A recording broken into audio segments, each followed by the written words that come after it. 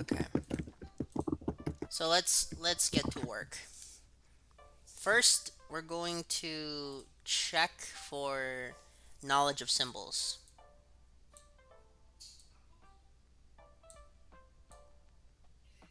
What does this symbol mean? It means choice.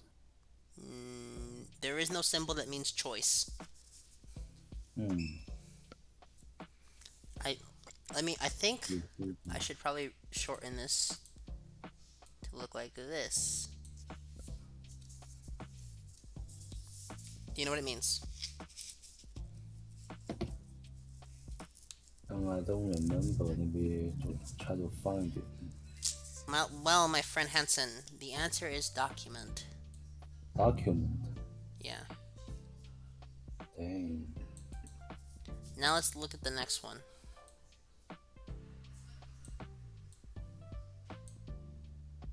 And then it's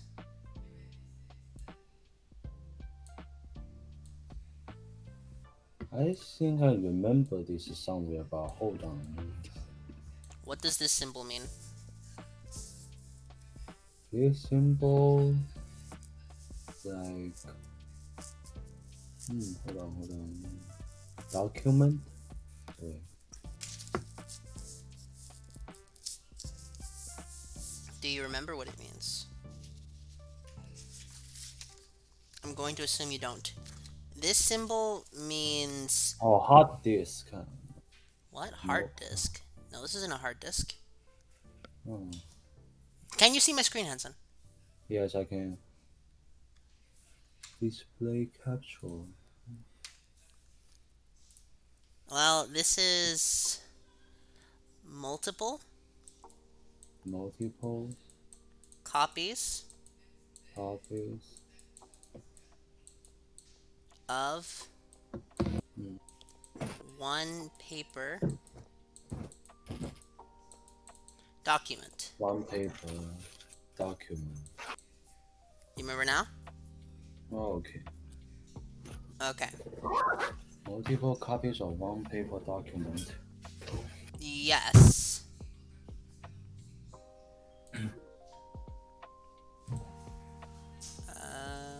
What just happened? I think I clicked settings. Dark.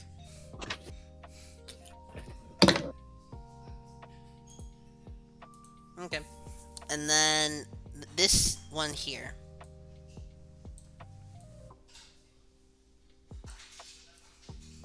What does this symbol mean?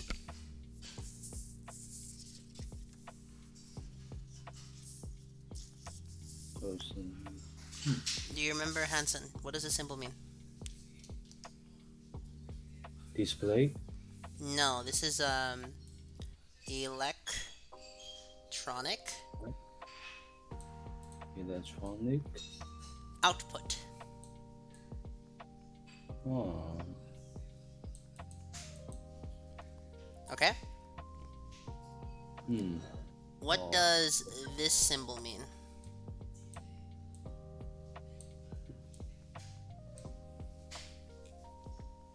hmm. Do you remember? Manual input. It is electronic Ah. data Hmm. entry. Hmm. Cool, right? Now I'm really confused. I don't know any of this. This is in the notes, Hansen. Come on. Yeah, this is exactly why I feel, especially the last two, because the one I find is different from the answer you tell me. It's because you're thinking of Electronic. this symbol, and I don't blame you because they look very similar.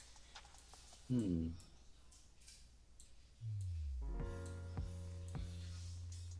What does this symbol mean?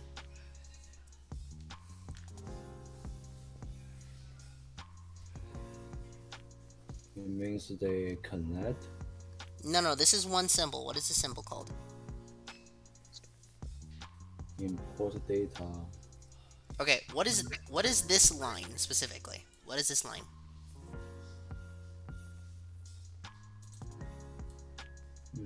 Connect Terminal. terminal. But what does this actually do? Connect the two of them together Okay, what is the and name of use the the symbol? one node. It's not node. Mm, It's elect. electronic Mm, input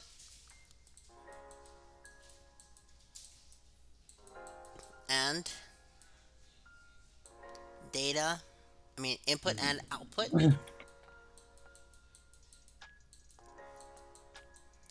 device.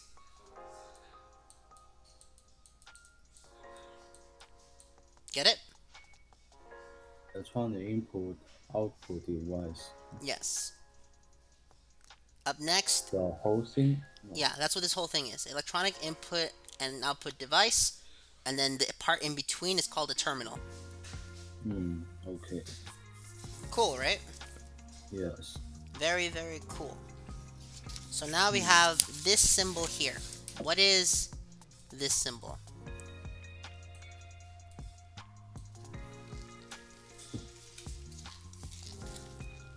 Oh, is this a triangle This, process? this is a computer process, yes.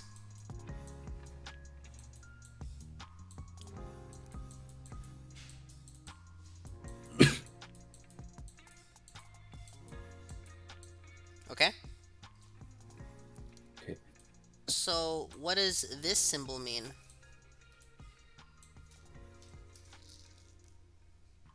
Manual operation. Correct, manual operation. Okay. Now, what does this symbol mean?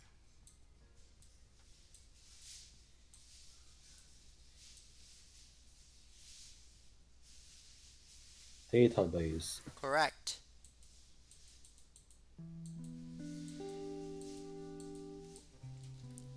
And now we have more symbols to look at.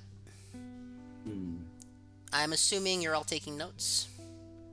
Yes. Good. Because this stuff is relevant. Always relevant. Always important. What does this symbol mean? And forgive my crude illustration, I'm not a professional artist.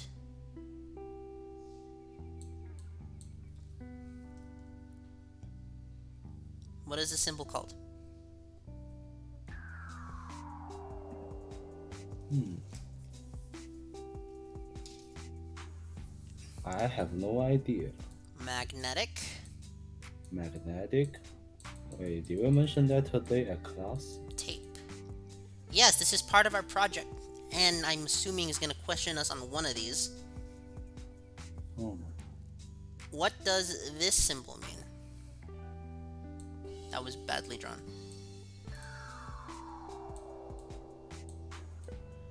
And then we'll put an N in here. What is the symbol called?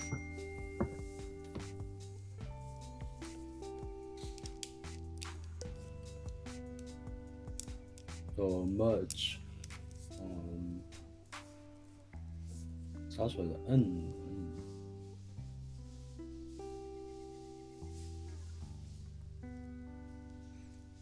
？Three, two, one. The answer is paper file. Paper document file.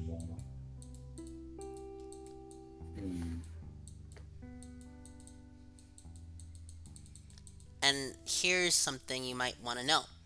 Paper document file comes with different letters. So there's N, there's the A, and then there's the D.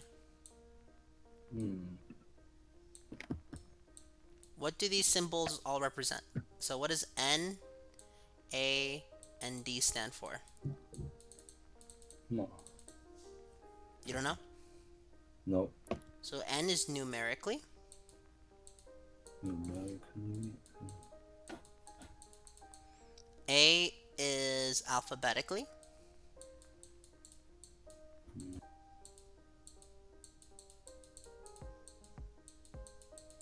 And then D is going to be by date. Right. More symbols. What is this symbol called? Hmm.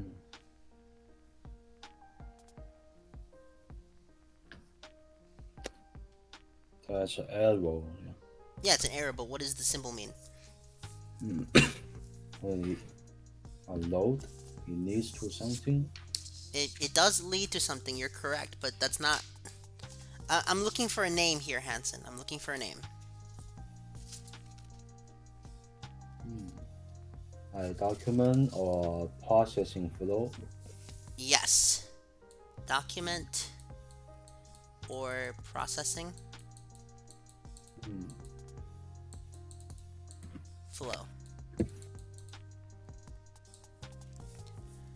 Next one will be this one. What does this stand for? Oh, fine, fine. So communication link. What is the purpose of a communication link? So transmission of the data from one geographic location to another via communication lines. Okay.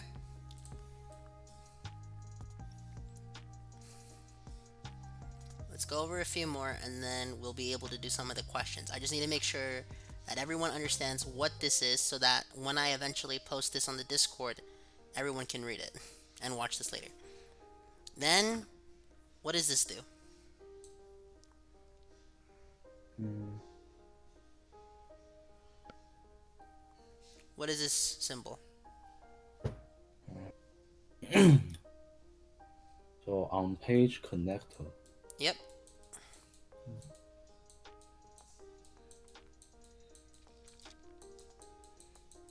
This thing's interesting because it doesn't necessarily have a function. What it does is it avoids the lines crossing. Hmm. That way when you have your little symbols here, instead of having say this to this to this, I don't know what system you have that'll have this symbol, but just in a hypothetical, right? To avoid Hmm. having a situation like this, what you'll Hmm. do instead is this. So you'll have Oh. your little thing here, and then your other Hmm. file here. Go straight through. This will also go down here for this. And then what you'll do is you'll have this. You'll have a circle, maybe label it 1 so that you can put the 1 in here. And then move it down so you can get your paper document file. You get it? That way it looks Hmm. cleaner. I see. Wow. Okay? Very delicate work. Yeah. It's all up. This is to make things look cleaner in the long run. Hmm. And I'm going to be abusing the hell out of this in one of the questions that we're going to answer today. Hmm. What is this symbol? Okay.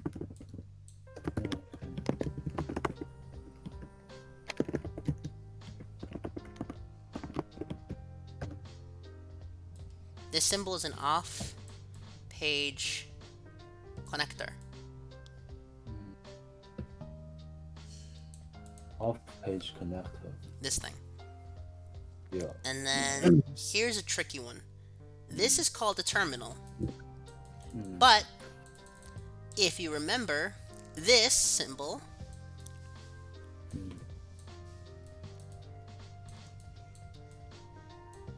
this section here is also called a terminal. Oh.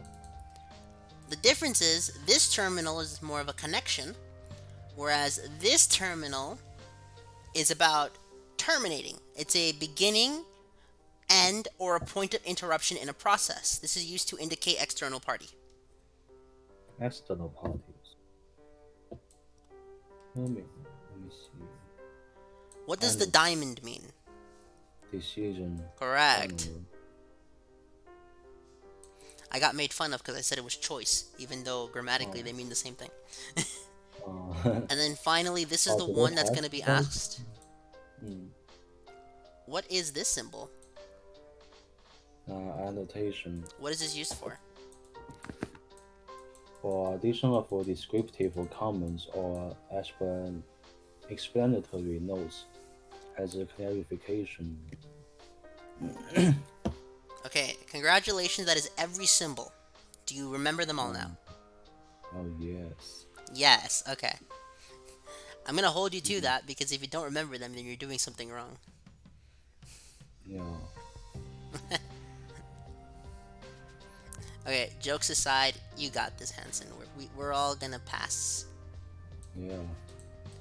Hopefully. So now, time to write some questions down. Prepare Mm, flow charting segments for each of the following operations. A. mm, Processing transactions stored on a sequential medium, such as a magnetic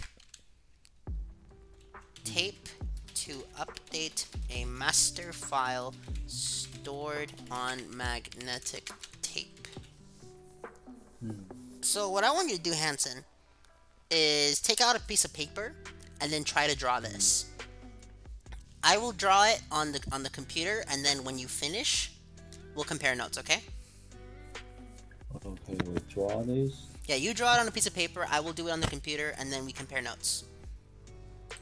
We can't see what you type on the prepare flowchart segments for each of the following operation processing transaction stored on a what's this word? Processing Which mode? transactions stored on a sequential. Stored on the sequential. Sequential medium such as a magnetic tape to update a master file stored on magnetic tape. Mm. Does that make sense? A sequential Boolean. Uh, Still, it doesn't make sense. Magnetic tape. Oh, to Well, I operate. mean, it is going to be a bit of a pain, I'm not gonna lie. Mm. All right.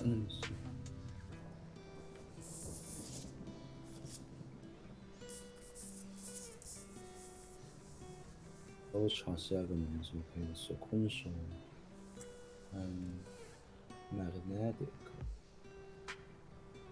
tape.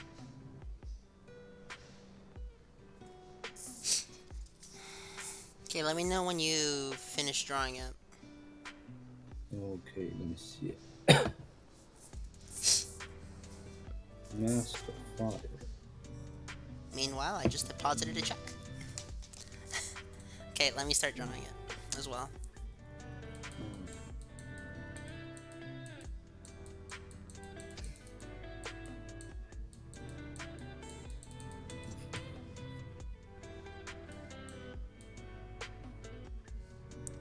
Don't worry about it looking good, it doesn't have to.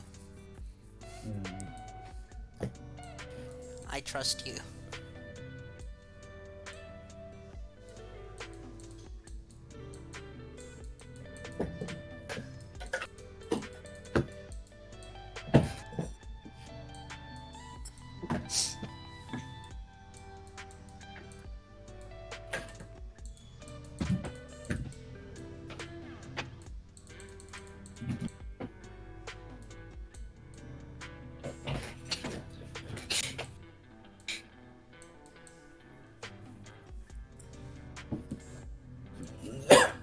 You okay? Yeah.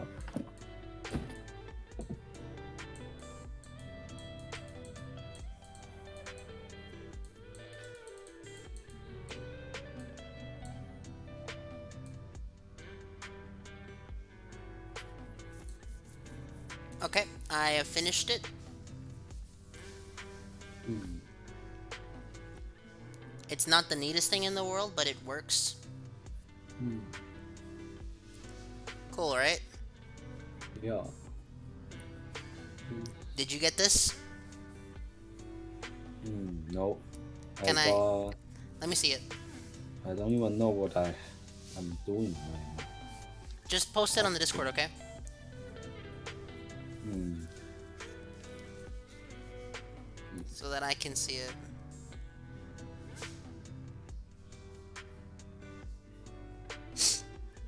Yeah.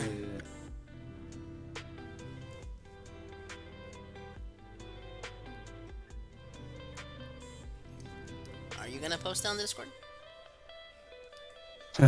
All right. Why not? Yeah, so I can check what you did.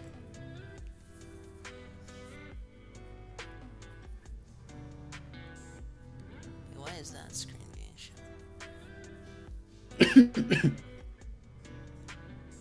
Okay. In fact, I have no idea how to draw this thing. Okay. Yeah, that's not what you needed to do. Good guess Hmm. though.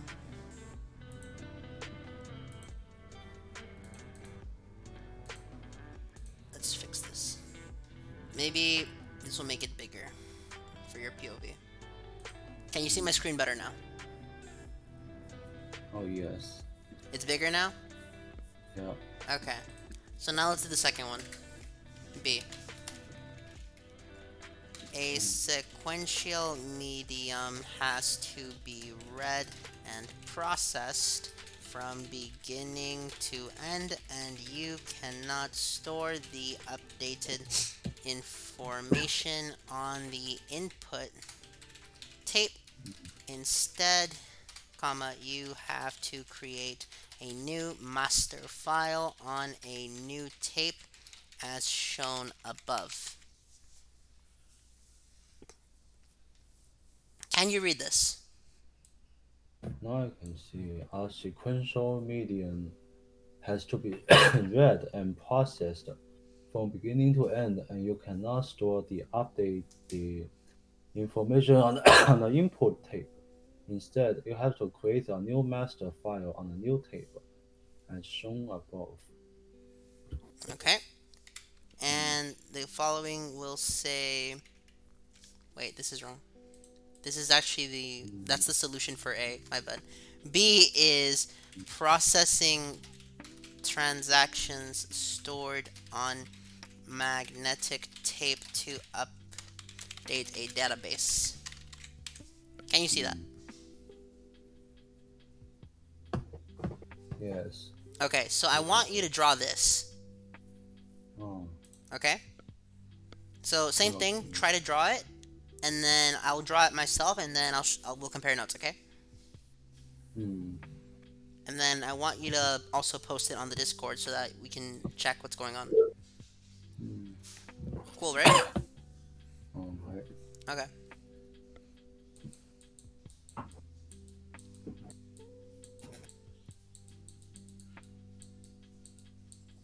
See, this is why we study Hansen, so that we can get good grades.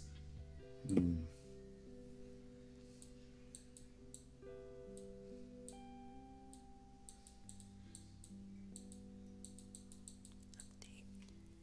Database.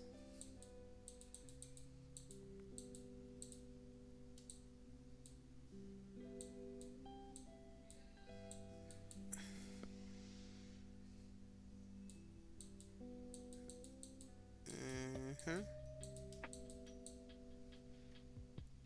Standing here, I realize. Okay, I'll give you like a minute. uh, so where is the instruction that we can read? The instructions are right here. Okay.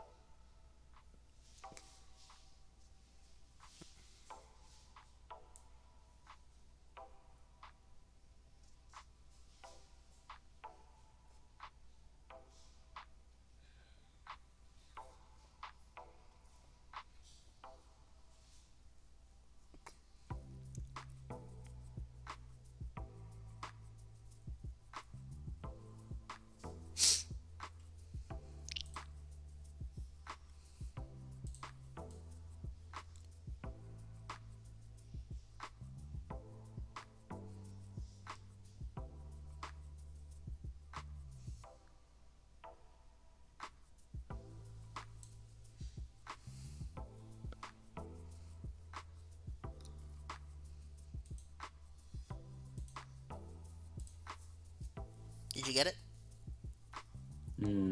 I guess.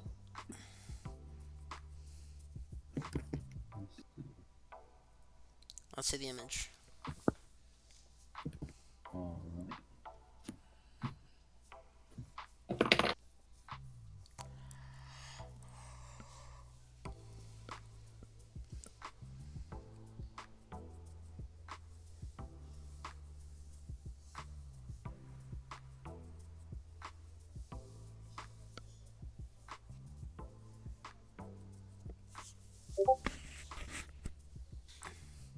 That's correct. Good job. Correct. Mhm. Actually, no, it's not correct. Yeah. I don't even know how this thing works. Like, So, so weird. what happens is when you have an update database Mm. and you have a database, the information goes to and fro, meaning that the arrow points Okay. down and up, or in your case, left and right, because they go back and forth. However, Oh. from transactions to update database, it'll never go back. Do you see my answer? So, how does this thing work? Like, what's with this double arrow? So this double arrow means that data or that the document processing flow goes in both ways. Goes in both ways. Yeah, so it goes from database to update database, and it goes from update database to the database itself. But why do they go back and forth? Well, let's read the instructions. Processing transactions stored on magnetic tape to update a database. Well, the Hold reason on. for it is very logistical, and it is that virtually all databases are stored on a random access device, so a record that is to be updated can be found, updated, and written back. When you store something on a random access device, you want to write it back to the same hard drive or other random access drives, meaning that you want it to be transferable to and fro. Does that make sense? Hmm. I'm sorry, I don't still don't understand. Um, Effectively, Like, this is a two-way. This is a two-way, and then mm, when you do a transaction, it's one way. Because after you update the database, nothing happens to the transaction. But when you mm, update a database, it goes to the database, and then the database update goes back to the update database. mm, Okay? mm. So then for C, I think this will take too long, so what I'm going to do is I'm just going to do them, and then I'll explain it. Does that work better? Yeah, sure. Okay. Querying a database and printing the query result. Okay? Mm, okay. So, what this is, querying a database and then printing the query result, means that we need to have the database be accessed. So, Mm, first we need a database, and it needs to be able to query and generate a report, which is a computer process. Query and generate report. However, the way it queries and generates a report is by accessing the database. Therefore, we have a double arrow. Does mm. that make sense? Double arrow. Does that make sense? Because to make the report, it needs access to the database. And the database can be queried going this way to make the report. Mm. So Cool? this way to make the reports. Okay. And then after it gets the report, it actually makes the file for the report. Mm,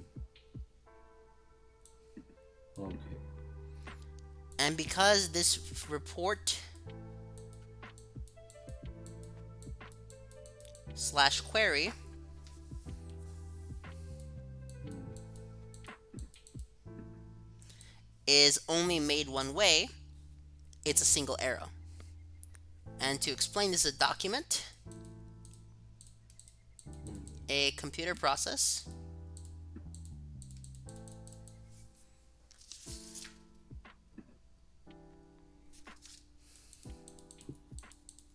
and this is a database. In other words, you take the database, process it to by querying it and printing the query result, and then this document that's created is the result. It only goes one way. You don't you don't do anything with generation after you have the report. Does that make sense? Mm. Okay. Cool. D. Let's do D now. Turning the page. And I'm going to tell you right now, they only get harder from here. Ah, Using a that's good to terminal know. to enter paper-based source document data and send it to a remote location where a corporate computer updates the company database. This one is really hard, okay? I'm just going to say that Mm. right now. So let's do it, right? Mm. The only way to do it is by doing it. Mm. Do you think you're ready for this exam, Hanson? Uh, mm. After tonight and tomorrow night, maybe. Okay, so let's look at this again. Using a terminal to enter paper-based source document data. So first we need a paper, a source document data paper. Well, for some reason, the actual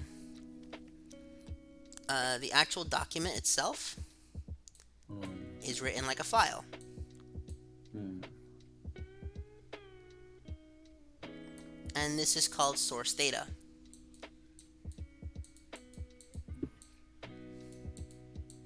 And since it's entered and we don't ever access it again, it's one way. Mm. To enter data, you need a terminal. In this case, a computer.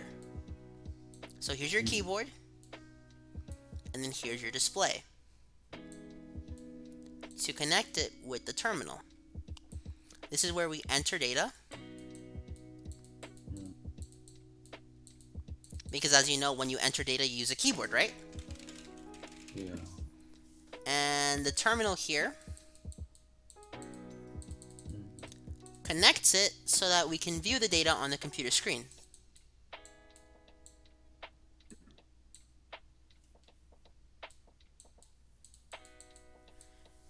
That is the easy part. Now let's do the hard part. Mm. And the hard part is the symbol we need here is a communication link, like so. But the communication link is going to be two ways. The reason the communication link is going to be two ways is because we need to send it to the remote location where the corporate computer updates the company database, meaning that we need to update a database with a computer process. Okay? Mm. Okay. But since we updated going one way, we needed to go back so we can view the data. That's why it's two arrows. Mm. Yeah. And to do this properly, we need to access a database. And the reason for double arrows is because we access the database and then the database sends back the information to the computer process, which in turn goes to the terminal, which is why we have two arrows here, and that lets us view the data. In other words, that is how we use a terminal, this is our terminal, to enter a paper-based source document data, enter here, send it to a remote location where a corporate computer updates, this is the company computer, the company database, the processing database goes back through the update and then to the terminal and lets us view the data.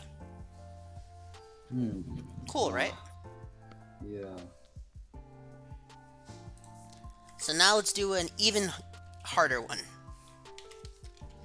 Using a terminal to query your customer sales database.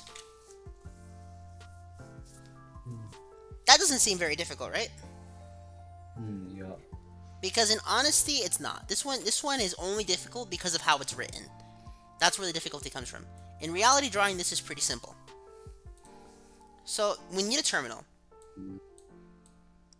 So, like before, we're gonna make our computer. Why this is the symbol for computer in accounting, I don't know. But it is.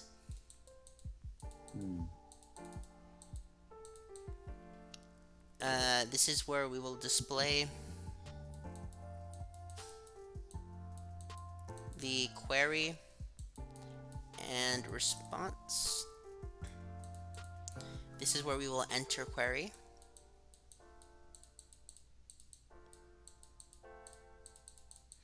And then we need a query with a computer process. So it's the rectangle. Mm.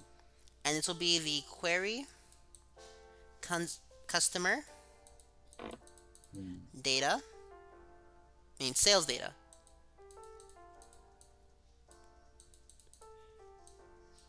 Okay, so we'll query the Mm. customer sales data. Good to know that the new mouse is really inefficient for writing, but Mm. then again, I just need to practice. And to get this data, what do you need to get a data? Hanson, what do you need to locate data? Database. Correct. So you need to access the database one way, and then the database will send it back. That's two directions. Mm. So this will be the customer Mm. sales database. Mm. And that is how you will do this one. Does that make Mm. sense? Customer database. And what is the one on top again? This one is to enter a paper-based source document, send it to a remote location where another computer can update the database, and then we can see it on our computer as well. Mm. It's pretty cool, don't you think? Yes, if I get the logic of it. It And seems yeah, it seems logical when I see you do it, but when you give me the question, I don't know how to make it myself. Now, how do you know which one is the right process? how do I know? I'll tell you right now, Hanson, the answer is practice. That's it. Mm. Okay, you just gotta practice this. Eventually, you'll get Mm. it. Yeah, but I don't see any like example on the book. No, because this was in class material. This is stuff we did in the class. Yeah, but in class, I still don't understand it really well. Mm. And we turned it in paper, right? So we never got the chance to see it. Well, what I was doing was taking pictures of the paper and then studying from that. Mm. Yeah, I guess my mistake. But, Okay, so this is to schedule an automatic backup of a database to an external hard drive. So, mm, really, really rude move. The professor didn't tell us this, but apparently, database, the symbol for database, is the exact same mm. symbol for hard drive. Oh, Therefore, when you're scheduling an automatic backup of a database to an external hard drive, you'll draw a database. mm, This will be database. And to schedule an automatic backup, mm, you need a computer process, right? And that'll be the scheduled automatic backup. mm. And this Schedule. will Yeah. send it to an external hard drive, which the professor didn't tell you, but it is also another database.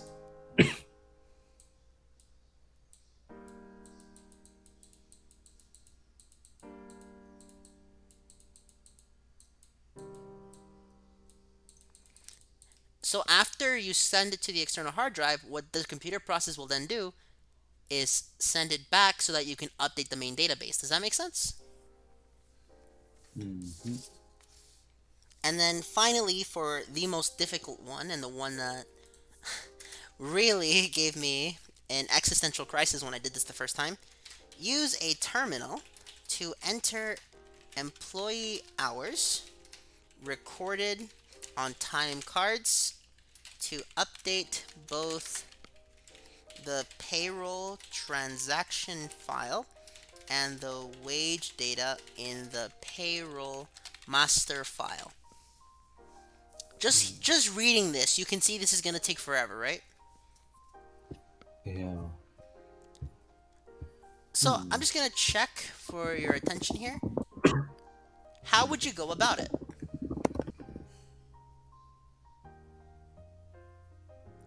Okay? If you read the sentence that I just wrote, what is your first instinct?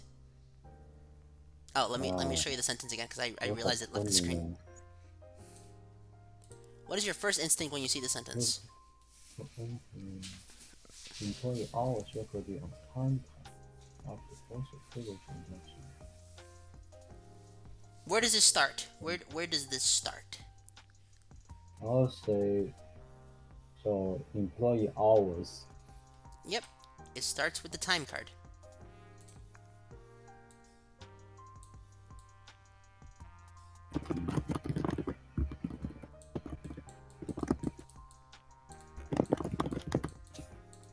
And to record something, you want to send it to a computer. You'll record it with your keyboard, Okay. which in turn will be displayable on a screen, correct? Mm. Therefore, we have a terminal. Okay. Through enter Um, time card mm. data, Mm. and this will be view time card data. But how does this work? Well, we need a computer process, correct? Mm. And this process will be two ways because it's going to display on the computer. Mm. This computer process, what is the computer process here? Mm. What is the computer trying to do? Computer process to record the number of hours. Yep. Record time card data Time card data. on payroll transaction, Mm. file, and update wage Mm. data maintained on the payroll master file. So if we have master files involved, we know that it updates a payroll master file. So this will be payroll Payroll master file. And master files are always like this. However, we need to have something to update with, and that's where the transaction comes from, the transaction of time. So we have our Mm. payroll transaction Mm. Transaction. master file.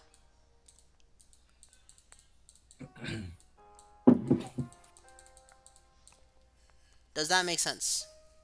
Mm. I think it makes more sense than the previous ones. Really? Yeah, for I me, thought I this was feel. the hardest one. I'm not gonna lie. Yeah, but now when I have a clear head understanding it a little bit better, Okay, maybe it makes sense now. so Payroll. there's three more, and then we can do a bunch of Quizlets. Cool. Okay. So G H is use a terminal to access a price list in the sales database to complete a purchase order. Mm. An electronic copy of the purchase order is sent to the vendor, and a backup copy is printed and filed by vendor name. Mm. Okay, I'm gonna say this right now. Mm. H is the devil. Okay, this is the most scumbag wording ever because this doesn't give you a lot of hints. Okay. Mm, Okay, for this one, mm, I'm just gonna draw it and then I'll explain it afterwards. okay. So it starts like this. Use green. Uh-huh.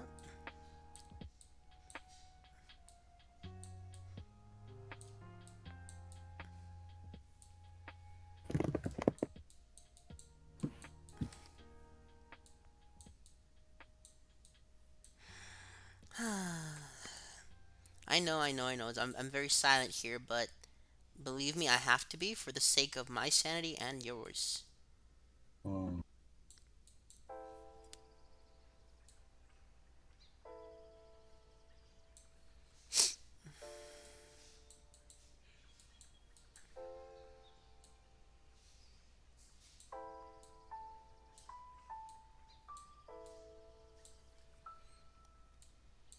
So before we continue, what do you think of this image? we got this terminal. It is on the left side is like enter data, and then it is computer process in the center. And they can be used to hmm, I know this database, but that's it. You know what? Just use while I fill it in. I want you to use your logic to attempt to explain what's going on based on the question here.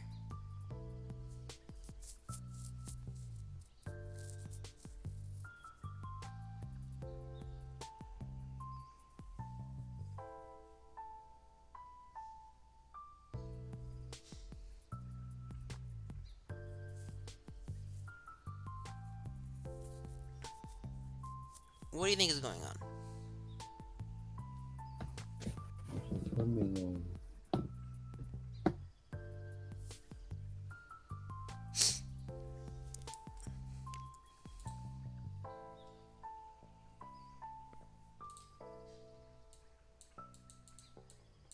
Hmm.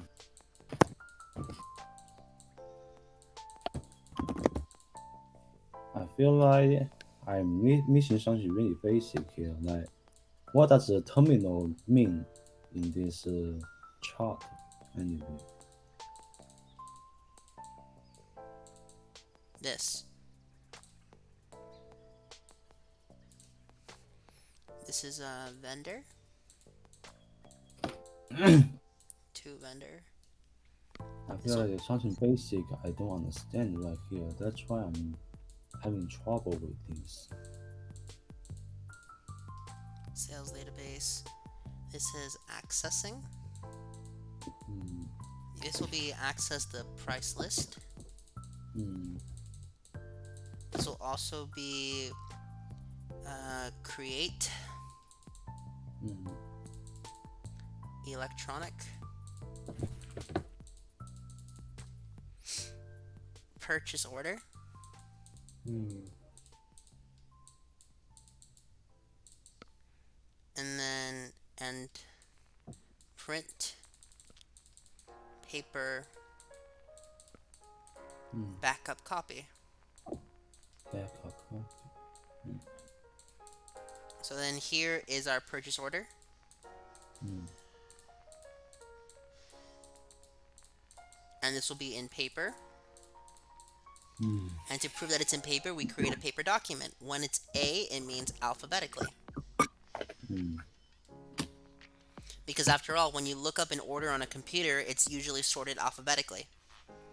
Hmm.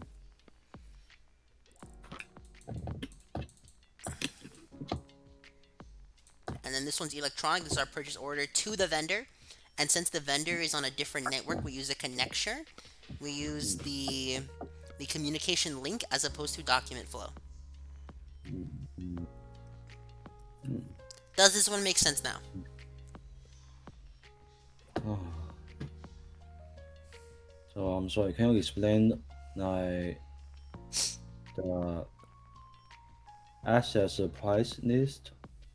Create electronic purchase order and print a paperback backup. So these are three different things. To access the Mm. price list, we have the sales database where we can access it, right? Mm. And the Yes. sales database returns back, so it accesses it through here. Mm. Then, what this other process does is make a purchase order. And then to Mm. actually get the purchase order, you have to make a communication link to the vendor, because the vendor is the one who sells you the stuff, right? Oh, okay. And then create a paper backup copy to prove that you purchased the thing. You create your copy, and then you get a paper document in alphabetical order, because that's typically how you organize and file things. Mm. And then once you've done Okay. all of that, it'll allow you to view it on your computer as well. Okay. Well, that makes a lot of sense. Yes, it does make a lot of sense after the explanation. Before the explanation, this makes no sense. True or false? Mm. Okay. Make an airline reservation online from your home computer. How would you go about that if you just read that on a test? Reservation online from your home computer. I think we've done that in class. We've done all of these in class. Mm.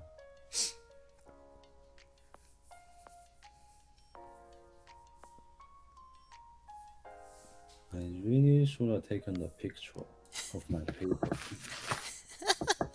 Yeah, I know. Mm. So the way you'll Mm. do it, first of all, Mm. when you make your airline reservation, you order tickets online, right? Yes. Therefore, you go to Important. your good old fashioned, handy dandy, modern, expensive as hell computer. Mm. This is your terminal, but in this case, your terminal is called a computer. Mm.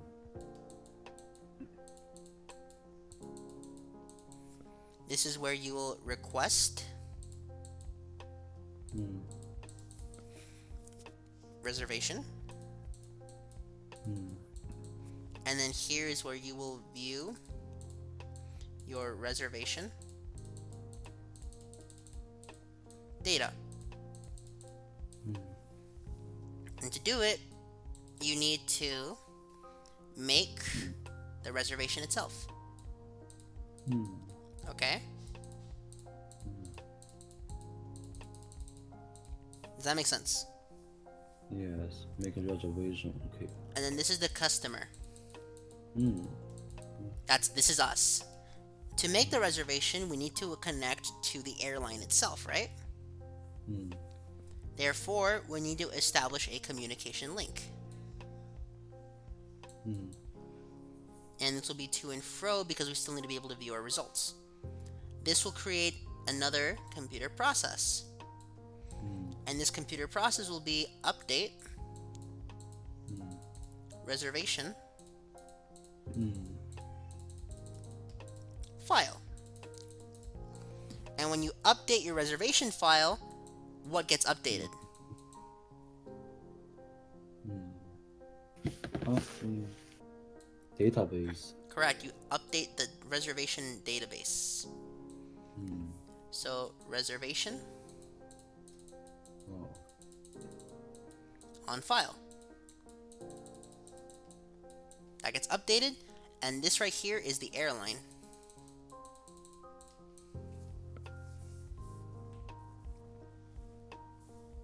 And this is the process of making an airline reservation from your home computer. Mm. Okay? Yeah. You gotta know this stuff, otherwise, you can't audit. You know? Mm. You need to make sure that everyone's processes make sense.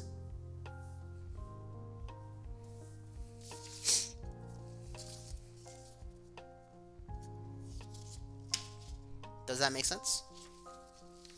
Yes. Okay. Now let's do a fun one. This is the most fun one. Mm. Ashton Fleming has asked you to document the cash receipts system at S&S. Ashton's narrative of the system follows. Mm. And it says customers' payments include cash received at the time of purchase Mm. and payments received in the mail. At day's end, the treasurer endorses all checks and prepares Mm. a deposit slip for the checks and the cash. A clerk deposits the checks, cash, and deposit slip at the local bank each day. Are you Mm. following me? So far, When yes. checks are received as payment for accounts due, a remittance slip is included with the payment. The treasurer send this to the accounts receivable department. Mm. Okay? Mm. Data from the remittance slips are entered into the computer and the accounts receivable database is updated. The Mm. remittance slip are stored in a file drawer by state, by date. And then finally, every week, the accounts receivable department generates a cash receipts report and an aged trial balance using the accounts receivable ledger. The cash receipts report is sent to management, and one of the managers reviews it. A copy of the aged trial balance is sent to the credit and collections department where it is reviewed. Prepare a document flow chart to document the cash receipts system at S&S. So Hanson, I want to ask you a question. Yes. If you saw this on the test, how would you draw it? Oh my god. One step at a time. I don't know how to start the first step. It's okay. I believe in you, Hanson. Oh. Oh.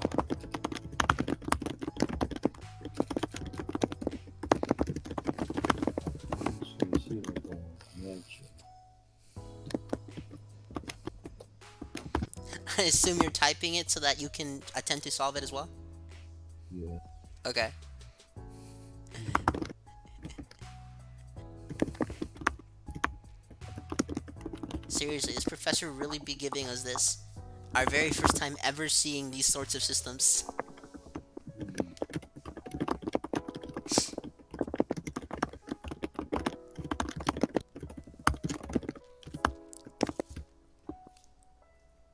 Mm. Document the flow chart to document the cash receipt.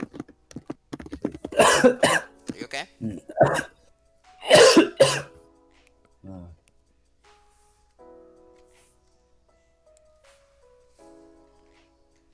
Oh.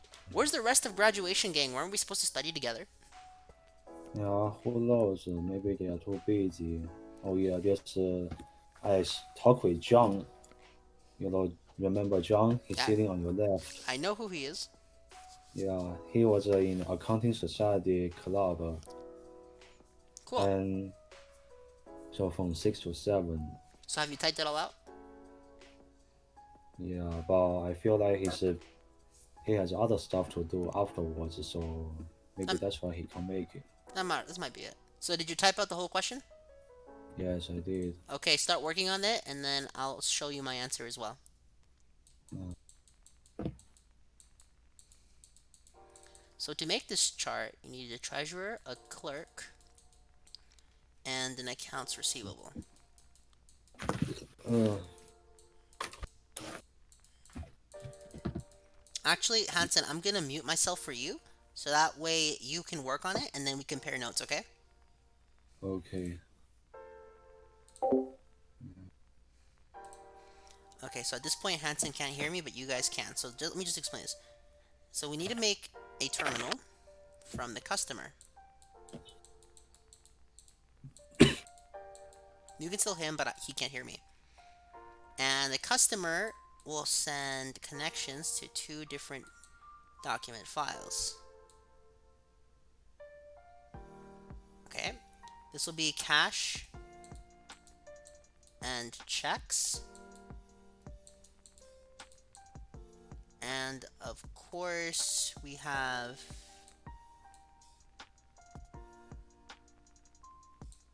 this one, which is going to be a remittance slip.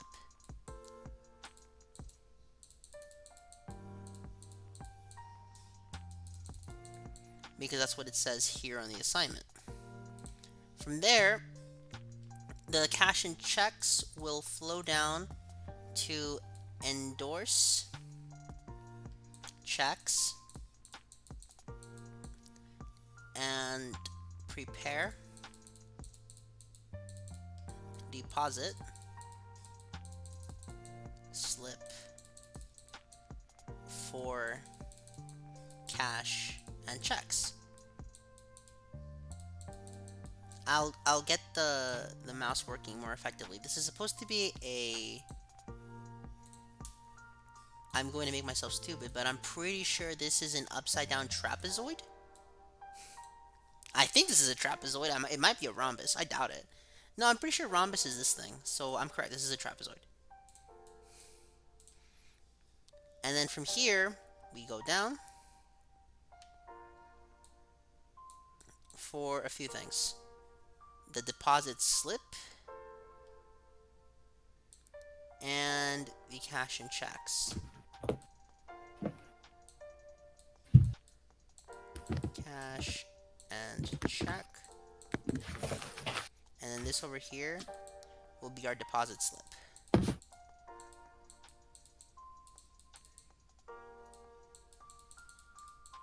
And then from here, we have to go section here. So the remittance slip has to go to accounts receivable. We'll make accounts receivable B with a circle to show that it's still on the page. And the deposit slip has to go to the clerk, which will have it set as A. From A, think of these like the teleportation tiles in Sylph Company to explain how they work. A will go down here into two sections.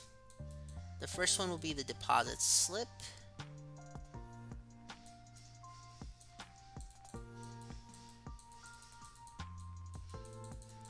And then this will also take us to the cash and checks.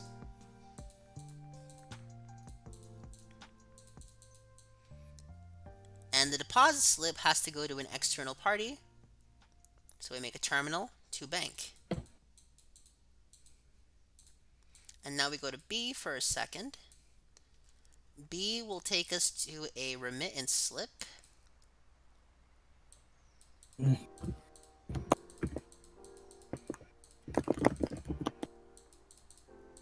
See, Hanson's working hard. And the remittance slip will be turned into a paper file that is sorted by date, as stated in the question. And then from here,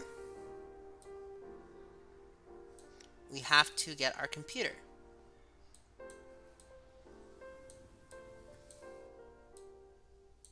Like so.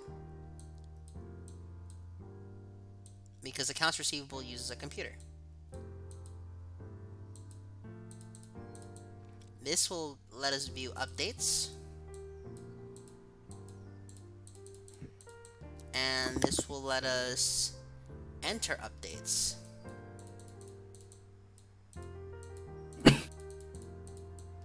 Okay. And from here, we have to make a computer process. This computer process is going to be to update. It's going to be to update. What am I updating? AR. Control F. Accounts receivable. Okay. So we need to update accounts receivable. And generate a weekly report. So in order to update accounts receivable, we need to update a database, and that update will then reflect back in the computer process. These will be our accounts receivable database. Go back down, which allows us to then create an annotation. Yes, the famous fork annotation. This will create a file, a document. Why do I keep calling these files? These are called documents. So create a document called cash receipts report. And who gets the cash receipt report? Management gets this, which is our third party.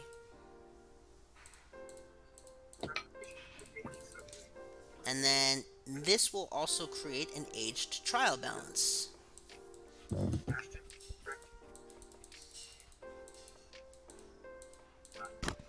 And this will be sent to another third party called credit collections.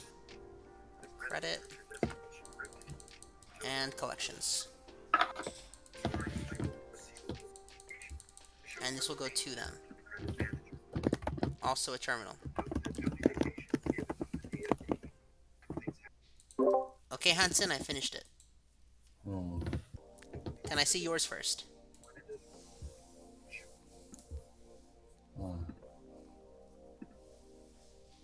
Unfortunately, I don't know how to draw it. And Well, what did you get? whether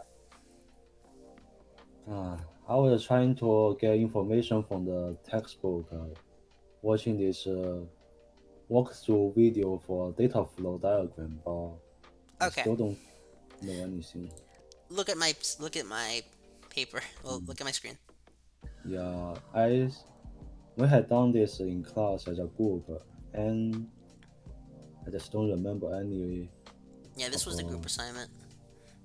Hmm. To explain, the customer. This goes to the treasurer. From the customer, we will get the cash and checks, and we will get the remittance slip. The remittance slip goes to accounts receivable, and cash and checks endorses the checks. And this kind of symbol is called a manual operation. So we need to manually endorse the checks, prepare the deposit, and ship for cash and checks. Hmm. And deposit the slip. After we Hmm. deposit this slip, we get a cash and check document, a deposit uh, Hmm. slip document, and that'll go Hmm. to the clerk. The clerk Hmm. will then create the Hmm. cash Hmm. and checks document and the deposit slip document, and this note will be sent to the bank. Oh, bank. And then from the remittance slip of the treasurer, we'll send it to accounts receivable. The remittance slip will be turned into a paper document sorted by date, and it will also be sent to the computer of the people who do accounts receivable. They will enter the updates and they will be able to view the updates here. The way they'll do it is by using a computer process for accounts receivable and generate the weekly reports. The weekly reports will be updated through the accounts receivable database, and the accounts receivable database will then send back the update so that you can view it later. And then this will generate two things. One will be the cash receipts report, which will then be sent to management, the third party, and the other annotation will be used for the age trial balance, and this age trial balance document will be sent to credit and collections. Does that make sense? Mm. So can you explain the last part about this account receivable? Okay, so what accounts receivable wanted, Mm. it wants to generate cash receipts, Mm. report an age trial balance using the accounts receivable ledger, and the cash receipts Mm. report is sent to management, and one of the managers reviews it. A copy of the age trial balance is sent to credit and collections department. Mm. So you need to enter the updates, which is what you'll do here, to generate the cash receipts report. But to do that, you first need the remittance slip, which you'll get from the treasurer. Mm. Another treasurer from treasurer. So from the customer, they'll get a remittance slip, and this will be sent to the accounts receivable. This will create the remittance slip. You'll make your paper document so that you have it by date, and you'll view your updates here. You will enter your updates here on your keyboard, so you can view them here.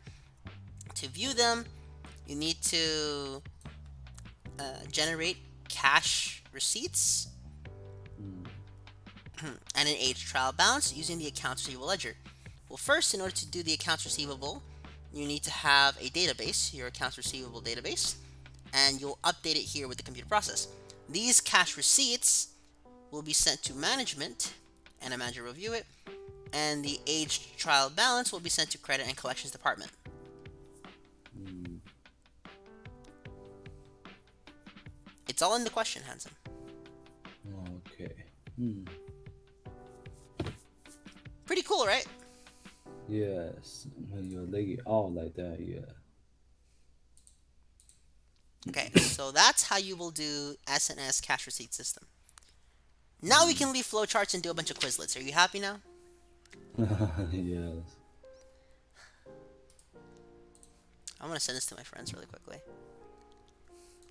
I'll move the screen so that no one can see what my friends and I type to each other. Oh, I'll just delete those pictures. This is fun. Yeah, just little test. Yep. So now that we've done that, let's do Quizlet, right? Yeah.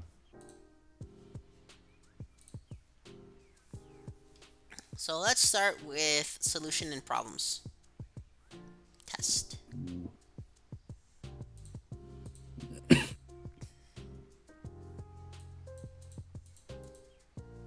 Answer with definition.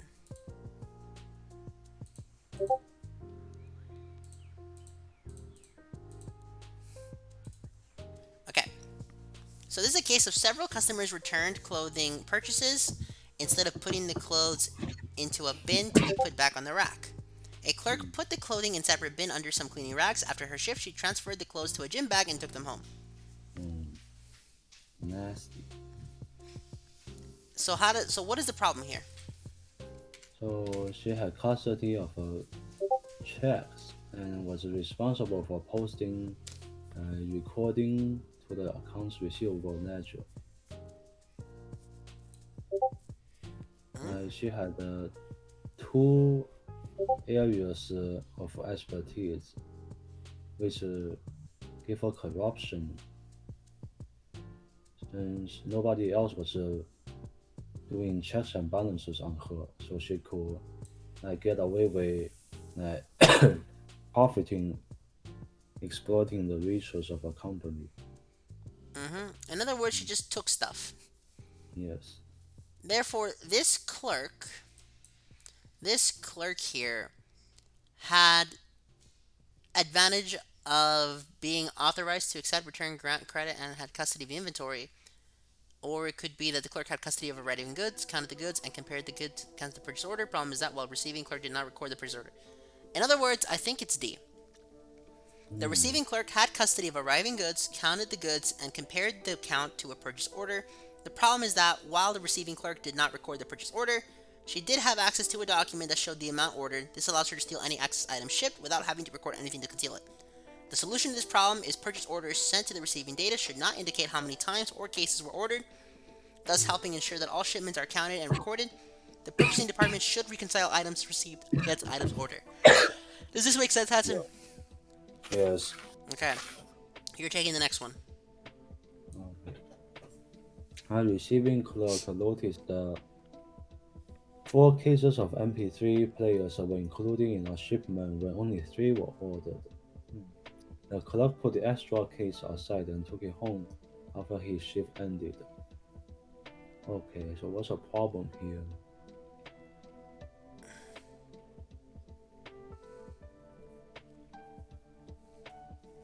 Huh?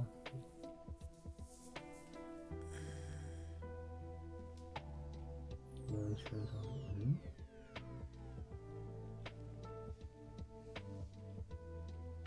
Counted goods. Hmm. Is it B? The problem is the accounts payable clerk Had recording duties, reported. any authorized payments. It's possible. Only 4. Let me see D again. Let me see the last one. Say, did not record the purchase order. Did you have access to a document that showed the amount? Hmm. I don't think it's a D. I think it's B. Yeah.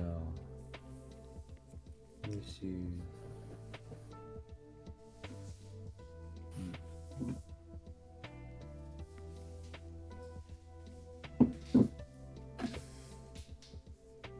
Hmm. Yeah, I'll stick with B. Okay. When opening the mail, the cashier set aside and subsequently cashed 2 checks payable to the company on account. Wait a minute. That means that this guy has access to the information, has access to the checks, and has access to pay it. Meaning that Hmm. he has the ability the All of them. ability to have custody of cash. Hmm. He also has the ability to he also has the ability to process checks. So he has the custody of the cash, custody of transaction. He just doesn't have access to assets, but transaction and custody is enough. And he could probably get away with this, but eventually, if enough missing checks appear, it will be noticed and the customers will complain. And this is impossible to conceal after a long enough period of time. Hmm. Yes, therefore, the solution is just don't give the cashier access to recording. That's it. Hmm. You're up. An employee of a finishing department walked off with several parts from the storeroom and recorded the items in the inventory ledger as having been issued to the assembly department. Hmm. Mhm. Hmm.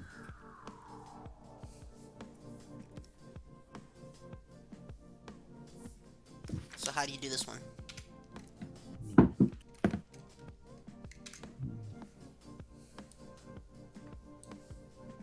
Hmm. Hmm.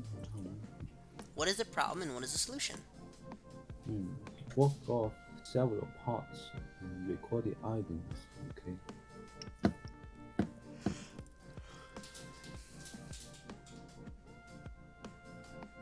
Payroll. Hmm. Inventory. Inventory. Okay. Inventory. I think it's D. Employees can Hmm. commit and conceal fraud when they have access to the inventory because Oh he's a yeah. member of the finishing department, meaning he closes it down, and he's also responsible for inventory records. He's the one who records things on the inventory ledger as having been issued. Mm, So the way you fix this is by restricting access to authorized employees. Therefore, mm, the answer is D. Does that yes, make sense? yes, that has inventory. You're up, Hanson. Do this one. Yeah, it's D. A payroll log recorded a 40-hour work week for an employee who had quit the previous week. It then prepared a paycheck for this employee, holds his signature, and cashed the check.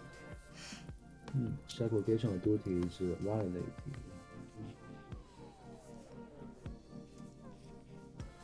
So which one do you think it is? Hmm.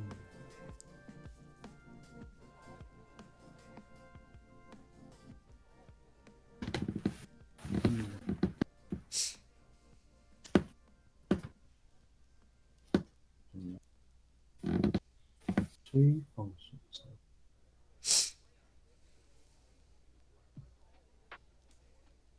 I think it should be C. C? Why? No, I say D. D? You're correct. Mm, A cashier mm, created false purchase return vouchers to hide his theft of several $1,000s from his cash register. mm. I'm sorry, what? False purchase vouchers to hide several debt. Okay, okay. Several thousand. So the cashier had recording, custody, and authorization duties. So the solution Mm, is don't give the guy custody of the mm, cash. Don't let this guy record the cash vouchers, and don't be this guy who also has access to the authorization of return goods. mm. So in other words, this is a case of he has too many people working this. He has one person working three jobs. Wow. Solution is just have three separate people do this. Yeah. You're up. Mm, mm. Our purchasing agent received a 10% kickback of an invoice amount for all purchases made for a specific vendor. Mm. Okay, 10% kickback. Damn. Oh, yeah. So just so you know, a kickback is a bribe. Yeah. It's like I buy something from you, so I will make it more expensive, and you have to accept it. And then you give me back the extra money. If you don't do this, then I won't buy from you. Something like that.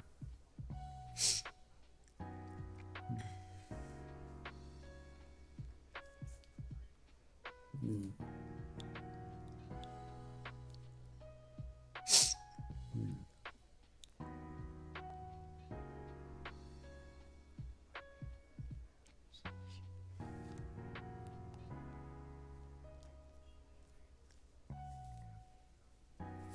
So which one do you think it is? Mm, mm. Kickback. Mm. Recorded. Okay. Independent. Yeah. Voice recording. I just realized I feel like A and B, it. but I think it's B. B. Yeah, Yeah.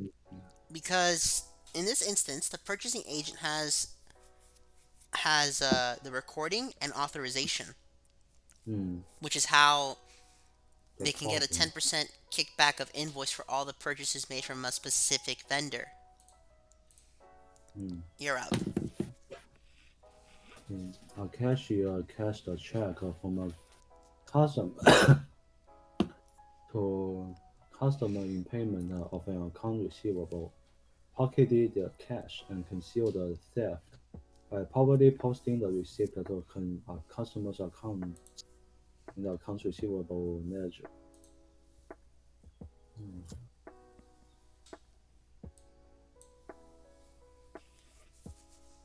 So how do you do this?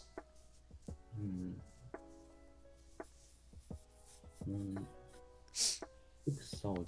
Mm, mm,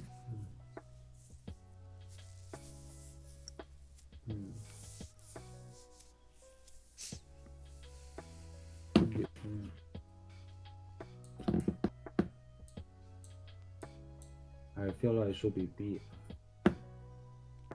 Why? receivable. Since this guy had custody of the check since he stole it, and he had a power in both the custody of the checks and recording. And only in normal circumstances, he should only be allowed to do one of the like, three assets amount of the checks he received and the amount of checks deposited in the bank and dollars spent to the customer account. Only Okay. one of the three. In that way, that will be safe. An accounts payable clerk recorded invoices received from a company that he and his wife owned and authorized their payment. Wait. An accounts payable clerk recorded invoices from a company that he and his wife owned? Oh, right. Wait a minute.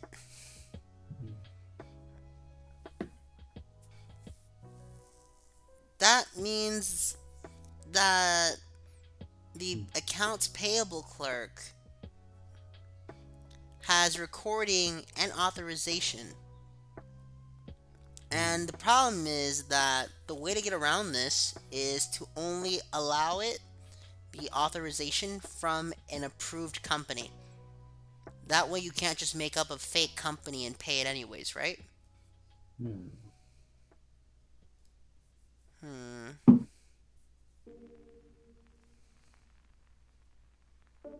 Hmm. Hmm. Therefore, my answer Hmm. Hmm. is going to be A. Right. Hmm. Yes, the accounts payable clerk had recording duties and the authorized payments. The Hmm. solution is the functions of recording invoices and authorizing payments should be organizationally independent. Does that make sense? Yes. You're up. An insurance claims adjuster had check not signing authority of up to 6,000. The adjuster created three businesses that billed the insurance company for work not performed on valid claims. The adjuster wrote and signed checks to pay for the invoices, none of which exceeded $6,000. Well, in that instance, the adjuster had the authorization to just add vendors to the master file, right? And he also Hmm. had the authorization to write checks, and he had Yeah, custody of the checks. yeah, to sign the check, so it's D. Yeah. Yeah, he was also a recorder. He also recorded things. Like, rip that guy. He's the most corrupt person ever. Oh yeah, it's a one in three. Yeah, he It's did not all two. of them. He Yeah, had all three duties. two in one. A cashier prepared a fictitious invoice from a company using his brother-in-law's name. He wrote a check-in Oh, payment invoice in which the brother-in-law later cashed. hmm. Okay, so in other words, this is a case of segregation of duties being violated.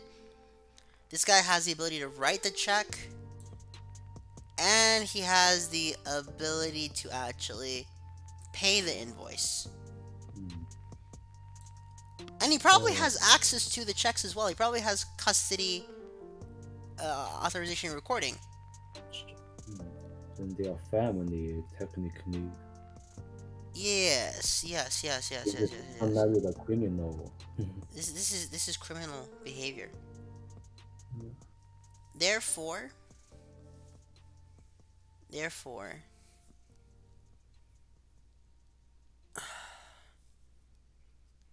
it is violated here because the cashier had the ability to both write the check and approve the invoice. So it's B.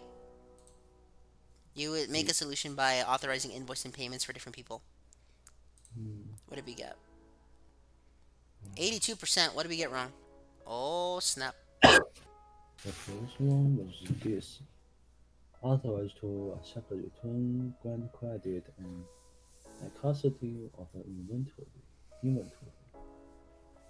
to record the returns did not do to cover the theft. Okay. Hmm. So The 2 is wrong second as one, well. hmm. So it's the first two. The clerk had custody of arriving goods, counted the goods, and compared the accounts to the purchase order. Purchase order. Extra case aside and took it home after his shift ended. Mm, Yep. mm, Okay. I get it. yeah. The reading fast. It's okay. We just gotta do it again, right? Yeah. Okay, you can start. A purchasing agent received a 10% kickback of an invoice amount for all purchases made from a specific vendor. Okay, kickback. Yeah. Mm. Another sort of problem. Yeah.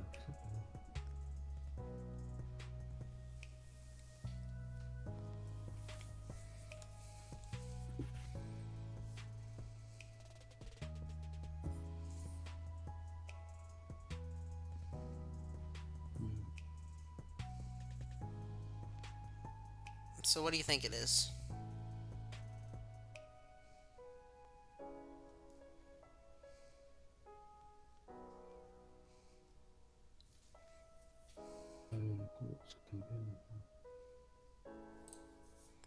Your turn. An insurance claims adjuster had checked signing authority of up to $6,000. The adjuster created three pages that billed the insurance company for work not performed on valid claims. The adjuster wrote and signed the checks to pay off the invoice. Pay for the invoices, none of which exceeded 6,000. Also, it's B. You're correct. Mm, Several customers returned clothing purchases. Instead of putting the clothes into a return bin to be put on the rack, a clerk put the clothing in a separate bin under some cleaning rags. After her shift, she transferred the clothes to a gym bag and took them home. In other words, she should not be allowed to hide things in gym bags at the work location. She was mm, authorized to accept and return grant credit and had custody of the inventory. mm, And the solution is to make all returns documented. That's it. You're up. mm. Opening the mall, a cashier set aside and subsequently cashed two checks payable to the company on account. Mm.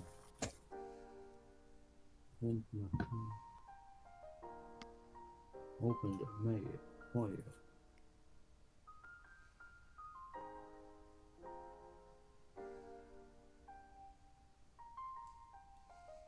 Mm. I'll say it's A. A. Open the mail. Yeah. A cashier created false purchase vouchers to hide his debt to several $1,000s from his cash register. Mm. Wait a minute. So that means he Mm. had recording, custody, and authorization of duties. The solution is just have three different people, right? Mm. You're up. A cashier cashed a check from a customer in payment of an account receivable. Pocketed the cash and concealed the theft by proudly posting the receipt to the customer's account in the accounts receivable ledger. Okay, he did three at once.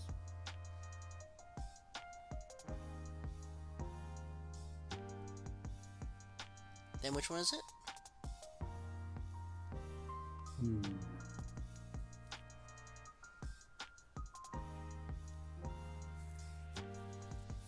Hmm.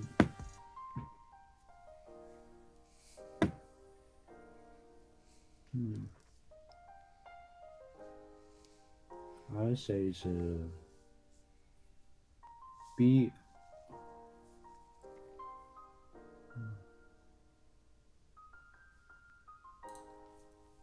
Payroll clerk recorded a 40-hour work week for an employee who had quit the previous week. Then he prepared a paycheck for his employee, forged the signature, and cashed the check. Hmm. Oh, that's not fair. Yeah. In other words, the clerk had. Not the clerk.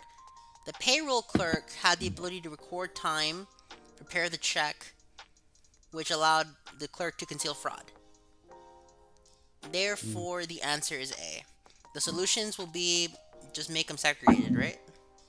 Hmm. Hmm.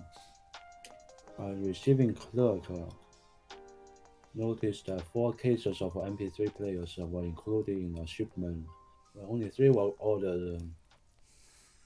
The clerk put the extra case aside and took it home after his shift ended. Mm, 4 MP3. So this is the beginning. I'll say it's D. Custody of driving goods, complete the goods, and prepare the count of to a purchase order. It says the last one, D.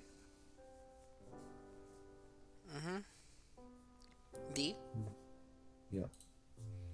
An accounts payable clerk recorded invoices received from a company that he and his wife owned the authorized the payment. So, in other words, this should be a case of you can't do this kind of purchase when you're the one who actually owns the company. Mm, Therefore, this is a case of the accounts payable clerk having recording duties and authorizing payment. So, solution is of recording the invoices and authorizing payments should be organizationally independent, that is independent. right? Yes. You're up. A cashier prepared a fictitious invoice from a company using his brother-in-law's name. Oh, he wrote a checking payment of an invoice which the brother-in-law later cashed. Hmm.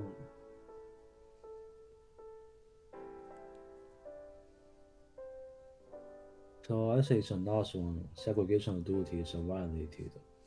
He had the ability to write a check and approve it. Should be organizationally independent. So, it's D. Yeah. Employee in the finishing room department walked out with several parts of the storeroom and recorded the items in an inventory ledger as having been issued to assembly department. Well, that's easy. When you have access to the inventory and inventory records, so you have custody and recording, you can commit fraud. You can prevent this by restricting storeroom access to only certain employees. Mm. What do we got? 100% Yeah. Hansen. We did it. Yeah. Fantastic. Okay. Now let's do another one. Uh, Mm. library folders 166. Let's do chapter 1 now. Okay, so that's 34. Test. Boom. Which of the following is a primary activity? That would be inbound logistics. You're up. Mm. Information reduces uncertainty, improves decision making, confirms or corrects prior expectations. Hmm. So reliable. Why do you think reliable? Because it improves decision making. Hold on, something's wrong with this. Let's try this again. One or more Hmm. organizational goals will support a larger system. Okay. So most systems are composed of smaller subsystems to each designed to achieve one or more organizational goals or support a larger system. You're up. Before a company can identify the information needed to effectively manage a process, a company must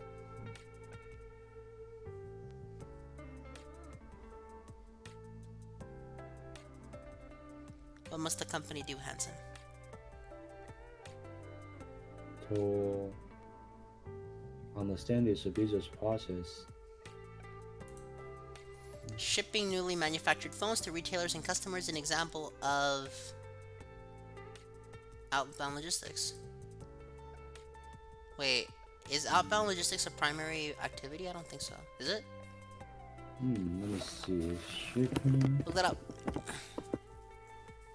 outbound logistics. I think that should be correct. Okay, you're up. A set of related activities that help accomplish a specific organizational goal is called an hmm, business process. Which of the following is a secondary activity? Human resources. You're up. Hmm, human resource. Which of the following is an example of a company of a common activity in an AIS? Selling goods and services. and collecting cash. Is that what you put? Yeah, Most organizations engage in a small number of pair activities that happen many times. These are called give-get exchanges. You're up. different good exchanges. Okay. Organizations need information in order to make effective decisions. Receiving and storing inventory is an activity in which transaction cycle. Receiving and storing inventory. Revenue cycle? Mm. There's No. either revenue or expenditure. Mm. Receiving and storing inventory. When you get inventories because you made a payment, you Storing when you get revenues because you sold inventory, so it'd be expenditure. You're right. Go. expenditure. Yeah. Um, Data that have been organized and processed mm, to provide the meaning and improve decision making. Okay, so it's oh, okay. Data have been organized and processed to provide the meaning and improve decision making. Okay, so it's information. Okay, information is best described as Which of the following are parts of the transaction cycle? HR, payroll, revenue cycle, and expenditure. mm, No, transaction cycle wouldn't it be the revenue cycle? Because when you make a transaction, you get revenue, right? mm, You're up. revenue cycle. Yeah. Mm,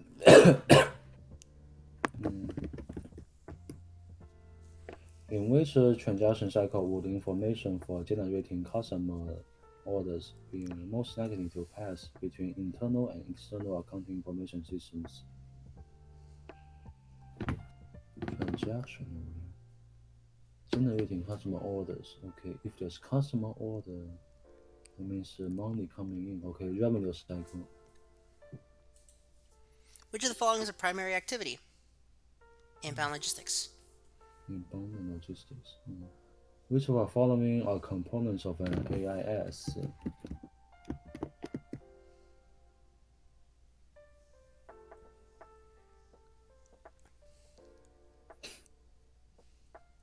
Mm,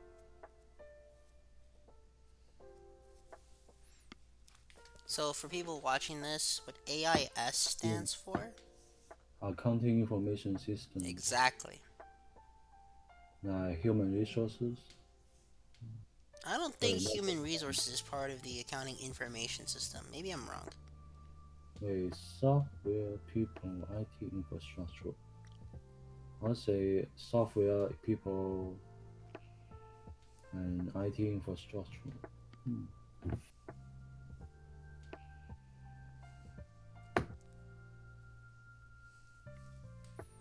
Hmm. All the following are way AIS can add value to an organization except. Hmm. Oh, I caught a mistake. I caught a mistake, Hansen. Did you see the mistake? You mean this problem? Yep. Oh, except. We got 100% anyways, but I caught a mistake in Okay. this problem here. There's a mistake here, No, the but I answer is don't. correct, and the question is correct. I just this is worded poorly. I can word this better. Okay, except. So that means the one that is not. Yes, let me get the ones that they actually are. Hmm. And this is chapter 1. But Okay. thankfully, I know now that we are capable of getting 100% on chapter 1. Yes. What this means, Hansen. That means both of us are doing together. But if I go separate ways, it'll be a Nah, we little could we different. could totally do this. Hmm. I guarantee we could solo this. Awesome. So the question starts with all of the following. Hmm. Which is not the way that AIS can add value to an organization. Which one of these is not a way for an AIS Okay, to add value to an let me organization? edit this. Edit, Control F. All of the following are ways that AIs can add value to an organization. And it will be sharing knowledge, improving efficiency, and improving internal controls. You see that? Mm, That's how you fix mm, this, okay? We'll run this oh, one again. Run it again. so not What's study. the one that we haven't done now? What the heck is this? Ignore that. Values are utilized. Difficult to determine the value of information before it has been processed and utilized. Okay, good. Hmm. Options. Let's take a test. Let's do it again. There are Hmm. limits to the amount of information the human mind can absorb and process. You're up. Yeah, a set of related activities to help accomplish a specific organization goal is called uh, business process. Bless you. Which of the following is a primary activity? Inbound logistics. All organizations need information in order to make effective decisions. That is most useful when it is in machine readable format. Which of the following is an example of a company common activity in AIS, selling goods and services and collecting cash? Shipping newly manufactured phones to retailers and customers is an example of which type of primary activity? Outbound logistics. In most cycles, companies repeatedly process a few related transactions, such as buying or selling goods. Before a company can identify the information needed to effectively manage a process, the company must understand its business process. Mm. You're up. And AIS can improve decision making by mm,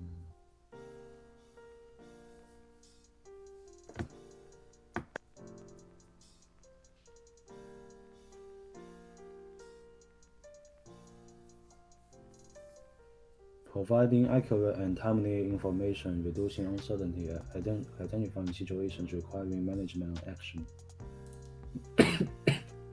Information costs and benefits can be difficult to quantify.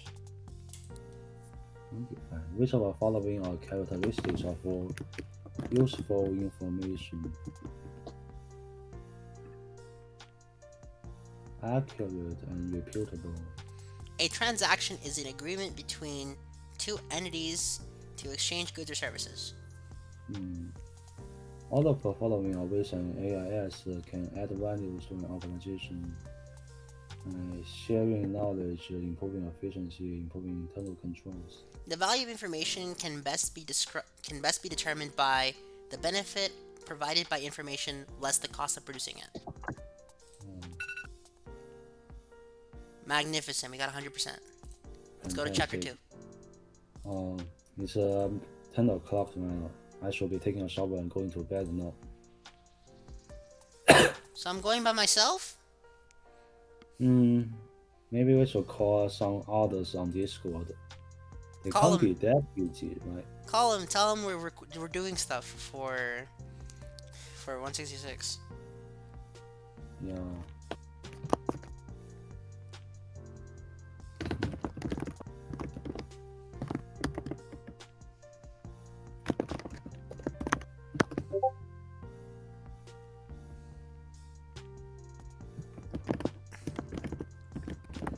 You know, my favorite one is that one of our team members said that he's literally going to study for maybe 5 hours before the exam starts. Oh, yeah. That was Brian. Yeah. Ryan said that. Okay, Yes. yeah. Ryan has how should I say? Mm, Confidence. mm. Yes. Yeah, some geniuses and native English speaker, they can understand it way faster. Yeah, they can. Um, Even today, it's only until like the last half an hour that I finally got a hang of it. In Good. the first hour and a half, I still had trouble like understanding the English words and sentences. That's not good. Yeah, because trying to process it in my brains, but there are so many words and so little time, and my memory is not the best. So there are like four options. I finished the first option, didn't really understand, then I forgot about it, and after I finished all four options, what did I just read? That is the most painful part. Okay. Mm. If that's the case, then I'm going to be continuing on my own. Have a nice evening, Hanson. Go to bed. All right, I'll be back tomorrow. Yeah, we'll be back tomorrow. I'm gonna be here for 2 more hours. Oh dear God, I'm Uh, gonna be here for 2 more hours. okay. Hopefully tomorrow I can do it longer. Yeah, that's the plan. With Mm. respect to computer-based storage concepts, the following statements are true. Computer-based storage concepts. All right. Uh,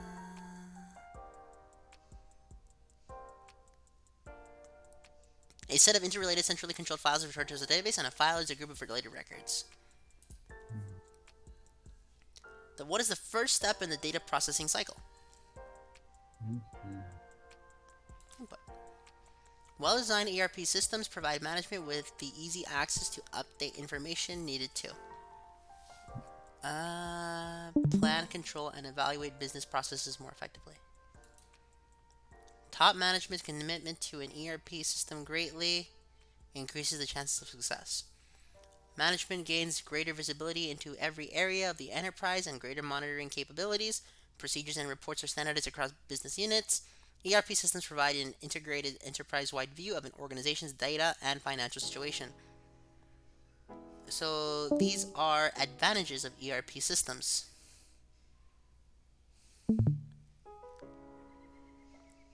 Okay.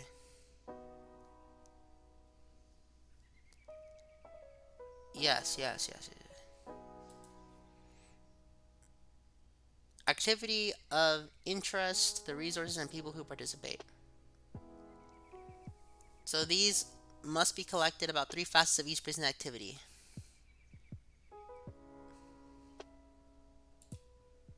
Hold on, let me check this one. So, which of the following is a benefit of implementing at a multinational corporation?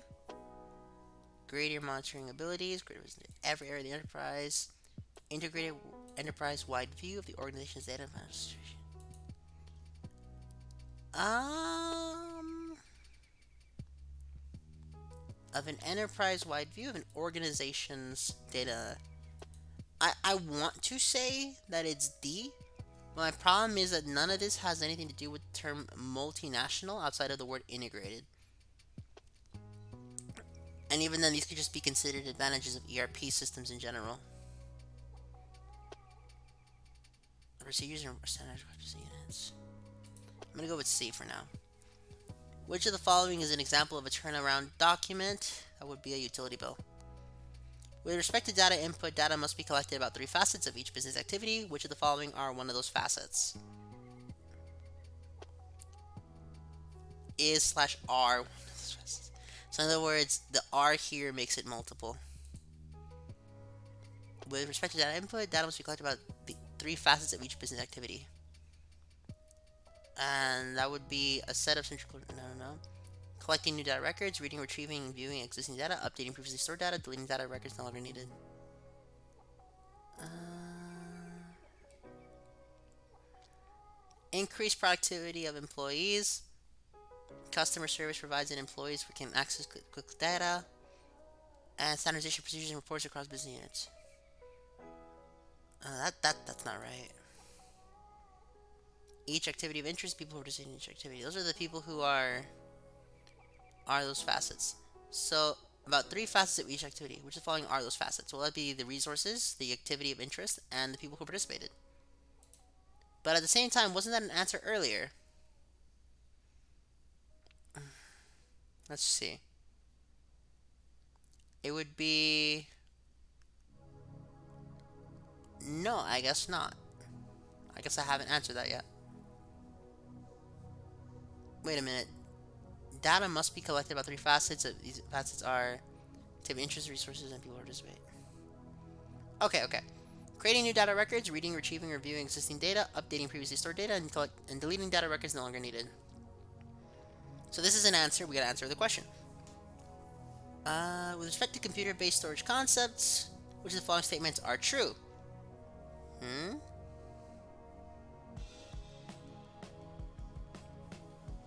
One business activity data have been entered in the system. They must be processed to keep database secure. Which of the following are four types of data processing activities? Creating new data, reading, retrieving, reviewing existing data, updating previously stored data, and deleting data no longer needed. So that would be B. Cupcake by Emma is a desert retailer located in Springtown, Texas. So, empty sentence. Emma is a sole proprietorship that stocks an inventory between 30 and 50 different kinds of desserts. Inventory is updated in real time by the company's accounting information system. If Emma wishes to keep cumulative data about the company, Emma might use a master file. Which of the following statements about data storage is true? Are true. Data storage. Data storage. Okay. Well, data storage creates a standardization of procedures. Customer service improves as employees can quickly access data. And increase productivity of employees. I think so. But that sounds a bit vague. It could also just be about an accounting information system. It could be like systems provide an integrated enterprise view. No, that's worldwide stuff. They are complex because it's integrated. It's gonna be D. ERP is the abbreviation for Enterprise Resource Planning. The text discusses three different steps when processing input. Which of the following are one of those steps? Is/are those steps?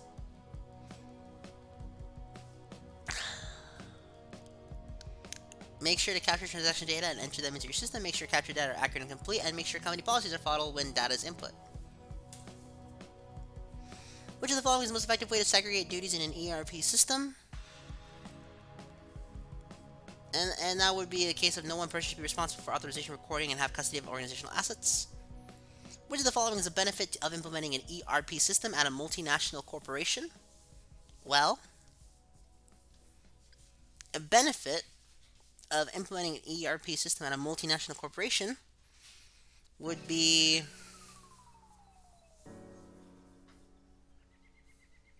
management gains visibility, procedures, reports, or standards across ERP, provide integrated enterprise world review.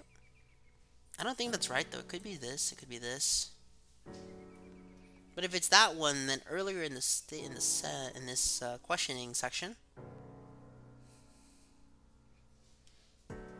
could be multinational corporation then. Submit. 80%.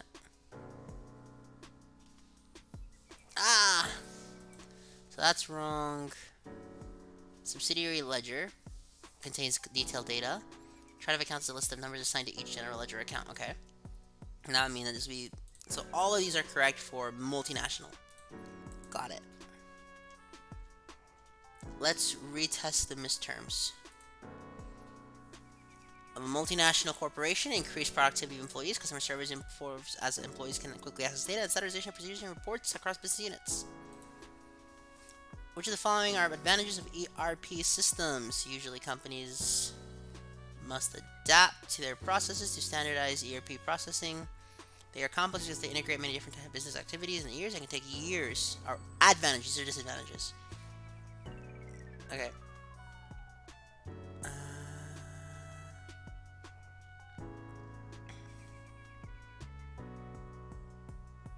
It would probably in this one instance be B. Subsidiary ledger contains detailed data for any general ledger account with many individual sub-accounts. A chart of accounts is a list of the numbers assigned to each general ledger account. Let's think about that. A subsidiary ledger contains detailed data for any general ledger account with many individual subaccounts. A chart of accounts is a list of numbers assigned to each general ledger account. hmm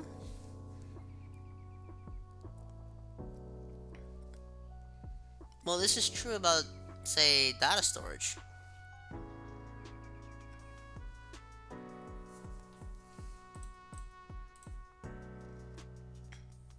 100%. Take a new test.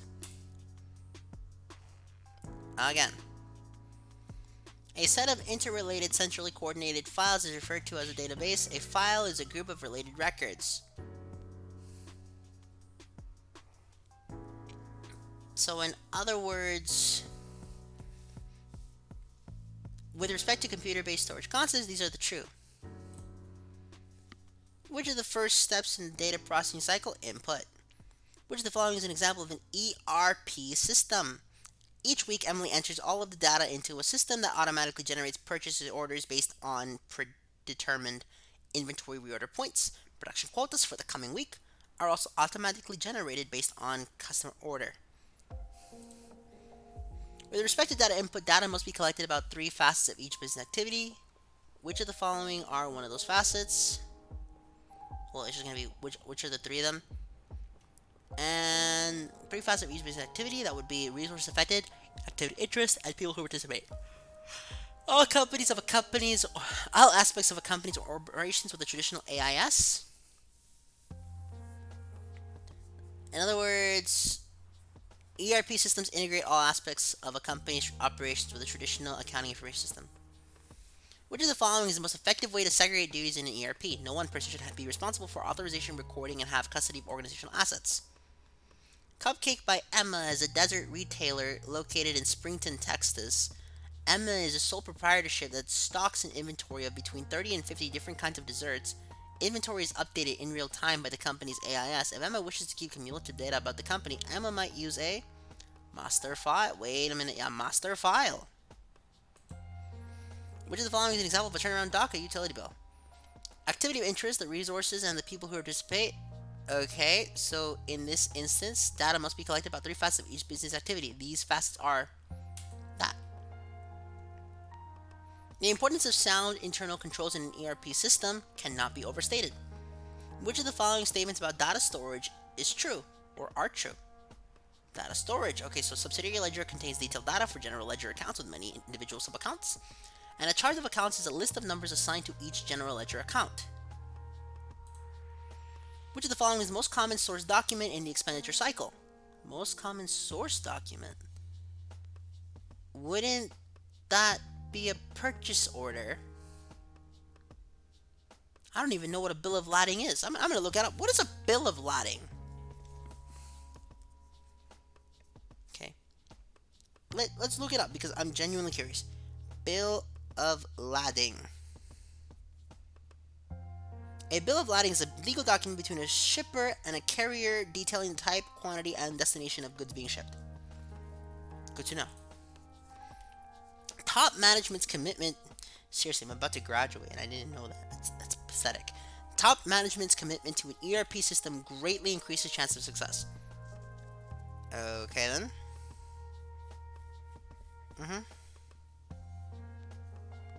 Let's see. What's next? Share information across business processes and coordinate activities. So, this is ERP systems use a centralized database to do that. Well-designed ERP systems provide management with easy access to update information as needed to plan, control, and evaluate business processes more effectively. Oh, that was good. Okay, outstanding. Be proud of your hard work. 100%. Close. What have I not? I have not studied this one. Study. Continue. Make sure to capture transaction data and enter the system. Make sure captured data is accurate and complete. Make sure company policies are followed when data is input. I'm pretty sure we did this one. Okay.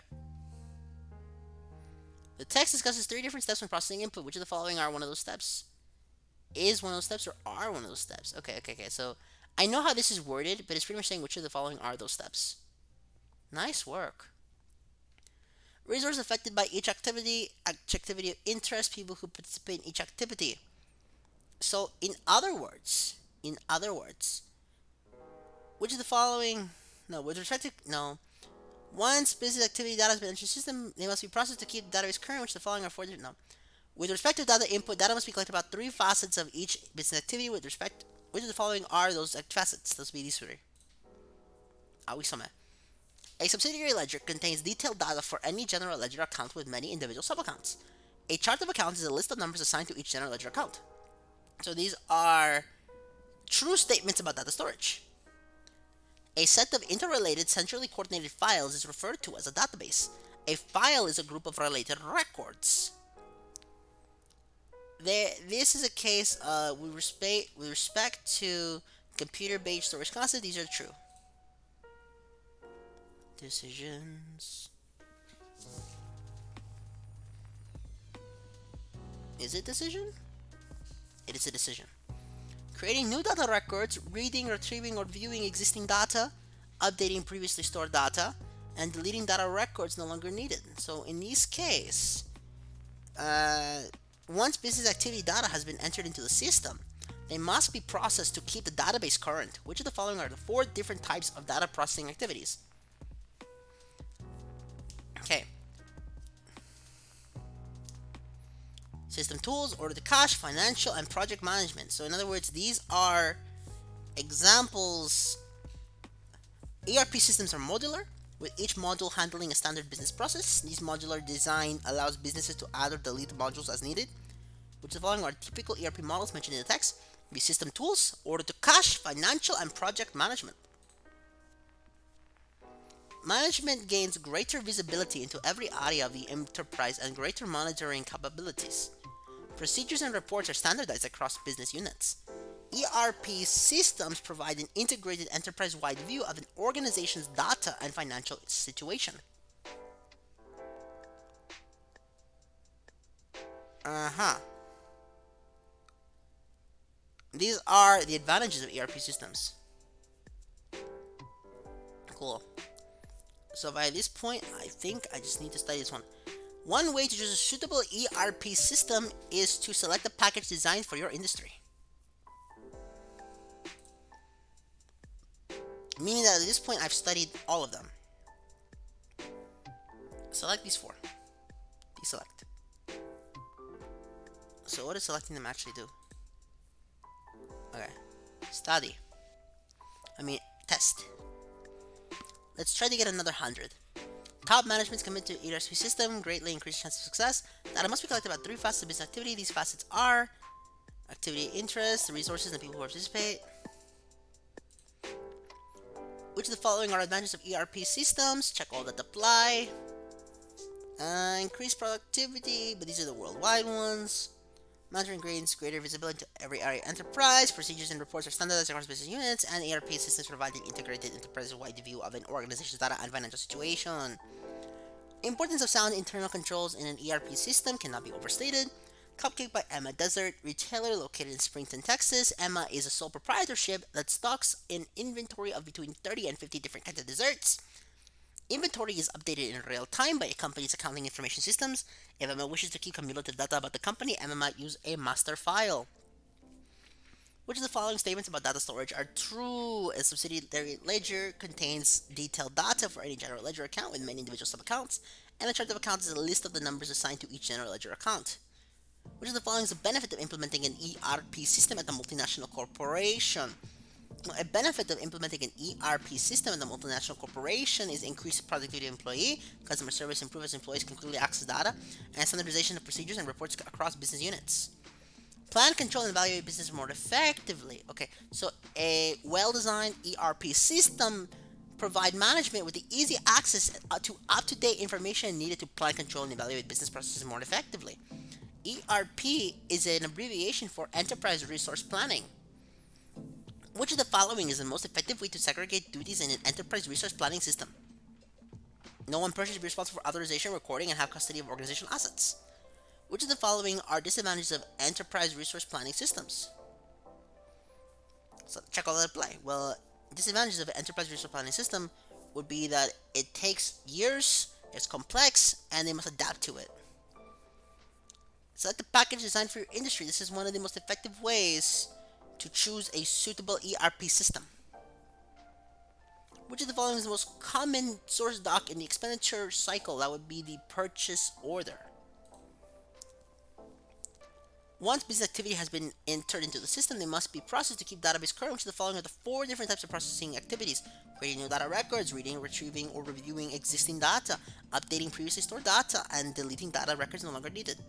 Which of the following is the first step in the data processing cycle? That would be input. 100%. Okay, let's do the next one. Q chat? Hey, what's this? What is this? I don't know. Folders. Let's do chapter 3 now. Test. Go. An internal control flowchart can be used to describe, analyze, and evaluate internal control strength. Document flowchart treats a document to its cradle to its grave, showing everything that happened to the system. I think I have these backwards. Yeah, I do. Options. Answer with the definition. Which is the following approach recognition guidelines?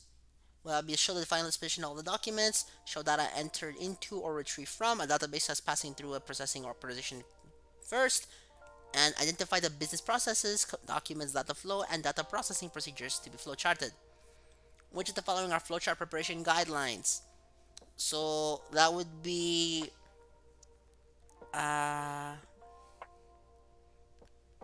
in documents, flowcharts divide and flowchart into columns with labels.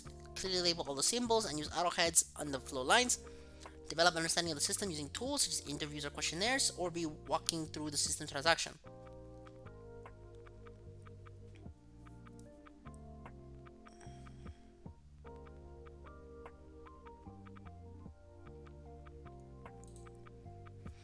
With respect to flowchart, the following statements are true. Well, document flowcharts can be used to describe, analyze, and evaluate internal control strengths. Document flowcharts. Internal control flowcharts can do that. Document flowcharts trace a document from its cradle to its grave, showing everything that happened throughout its system. Which of the following flowchart symbols is used to show the annotation of a flowchart? The flowchart is the sideways football field goal, the fork. It was that thing I showed earlier. For those of you who just want to know that the fork... Damn. I'll show the fork after. The flowchart that shows a sequence of logical operations executed by a computer is called the program flowchart. 100%.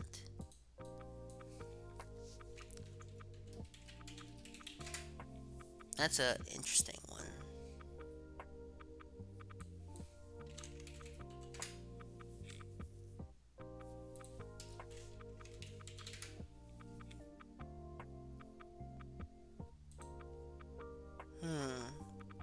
So to explain the image, for those of you who don't know,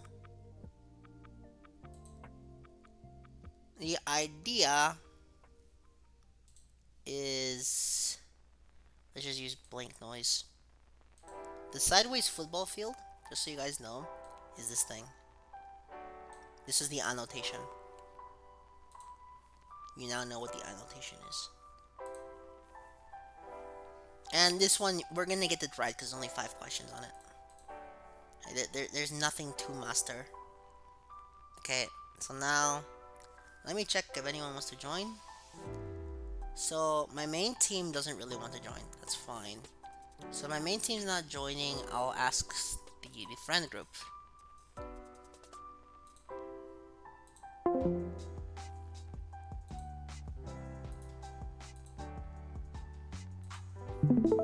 Okay. I'm sharing my screen with you all. If you want to talk to me for some back and forth, I am in the chat. Okay. I know it doesn't make sense because those guys aren't studying accounting, but you know what? Sometimes it's good to talk to other people. I learned that the hard way.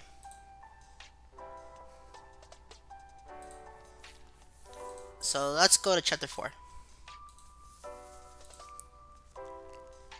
I mean, chapter 10, because we skipped 4, 5, 6, 7, 8, 9 for some reason.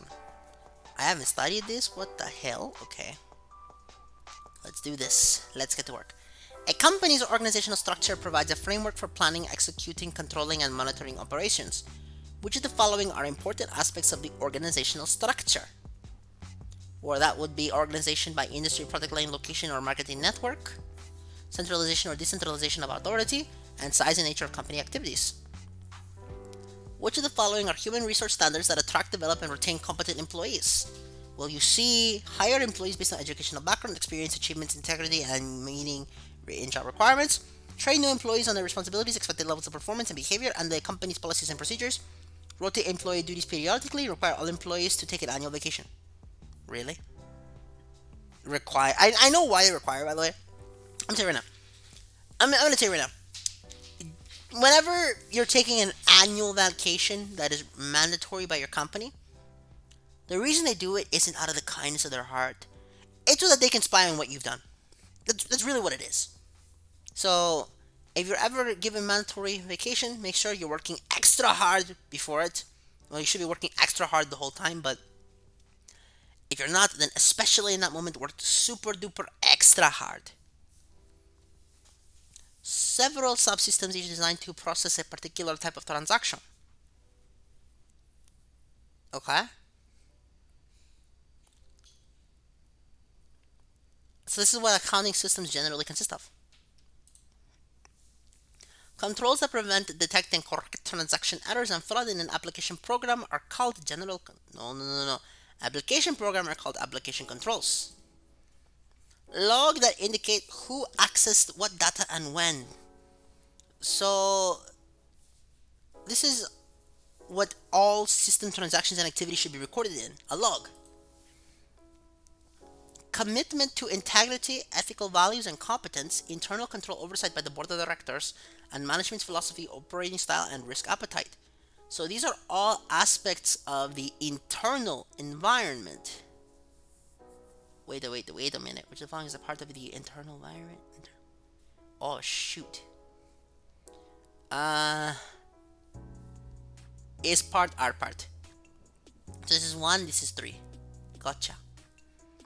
The lever of control that describes how many, let's just say the level of control, that describes how a company creates value and helps employees understand management vision is called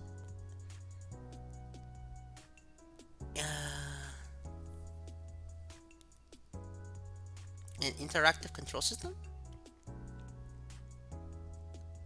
Could be belief system?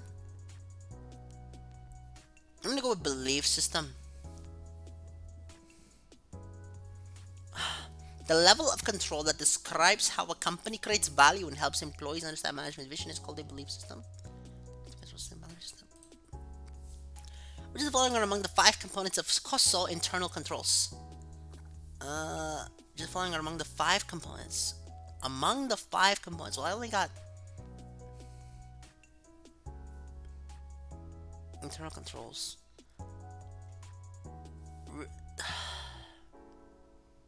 So it doesn't have to be 5, it just be among those 5. Well, I will go with management, data entry, authorization, and users. Internal controls of the process. Okay, you know what? I'm gonna look that up. This is chapter 10. So let me look this question up.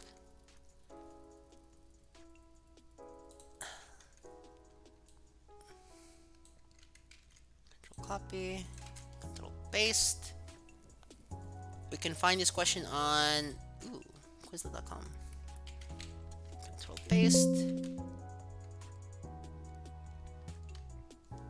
The 5 key principles. What? That's wrong. Risk responsibility for setting event. What?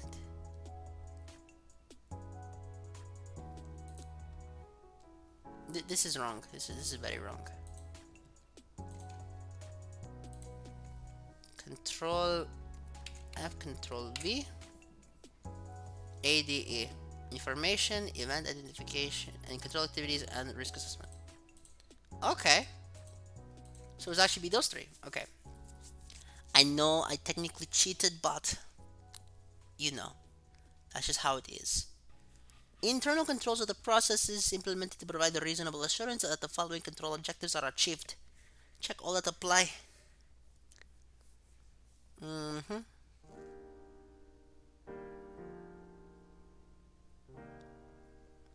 Safeguard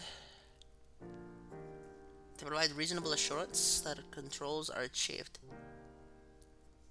Okay. Identify threats, estimate likely risk. Identify controls, estimate cost and benefits of controls. Okay. Internal controls are the process implemented to provide reasonable assurance and the following control objectives are achieved. That would be. I have no idea. CEO must certify that financial statements were reviewed by management and are not misleading, also Sarbanes-Oxley Act. Others must perform specific information to the company's audit committee. Audit committee members must be in the company board director, be independent of the company. Key method of monitoring internal control system performance. This would be stuff like identify threats, estimate likelihood of risk, identify controls, estimate cost and benefit of the controls. According to tax management can respond to which of the following ways?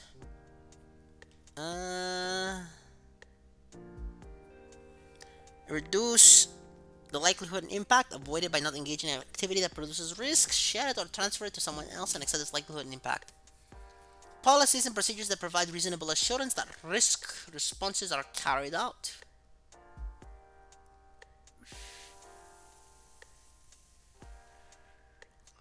This is the objective of an internal control system. No. This is what control activities are. Which of the following are basic principles upon which the estimated ERM is built? ERM? ERM, did I have that before? Oh, estimated risk management? I think that's what it is.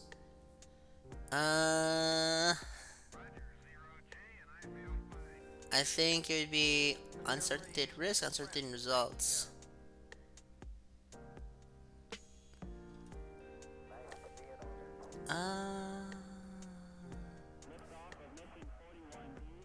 Commitment to integrity. Hiring qualified personnel, segregating what kind of internal controls? That would be preventative controls. Submit. What I get? Ooh, I got two wrong. What I get wrong? Which of the following are key methods of monitoring internal control system performance? Perform internal control evaluations, employ a computer security officer, and implement a fraud hotline. And then, what's the other one? I got two wrong. Okay. Internal controls are processes implemented to provide reasonable assurance that the following control objectives were achieved. Check all that apply. Safeguard assets, provide accurate and reliable information, and comply with applicable laws and regulation. Okay, guys. I'm not going to lie. It's been like 2 hours and 25 minutes. I'll be right back.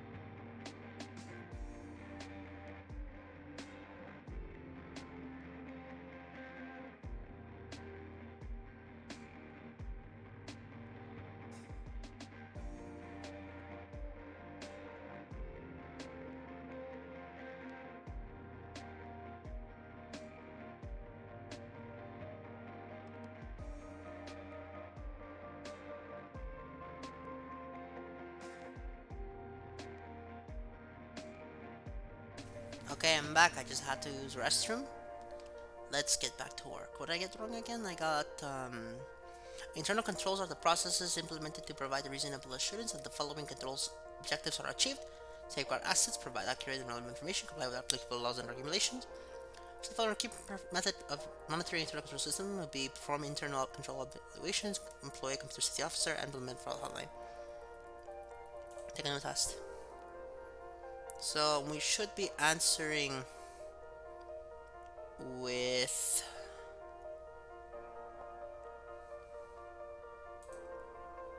I think I should be answering with definition. Yeah, answering with definition works better. Which of the following is the correct sequence of assessing and responding to a risk?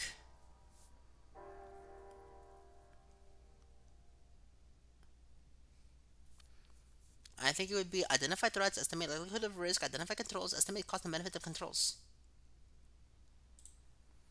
Hiring qualified personnel, segregating employee duties, and controlling physical assets to assets and control information are examples of what kind of internal control? Preventative control. Which of the following are Sarbanes-Oxley Act requirements? Okay. So the CEO himself must certify that the financial statements were reviewed by management and are not misleading. Auditors must report specific information to the company's audit committee, and audit committee members must be on the company's board of directors and be independent of the company. Cool. We don't want another Enron on our hands, guys, okay? That really well designed E, by the way. I really liked Enron's E, but that's besides the point. Okay, I know that some of you are probably young enough to not know what that E looks like, so I'll show it.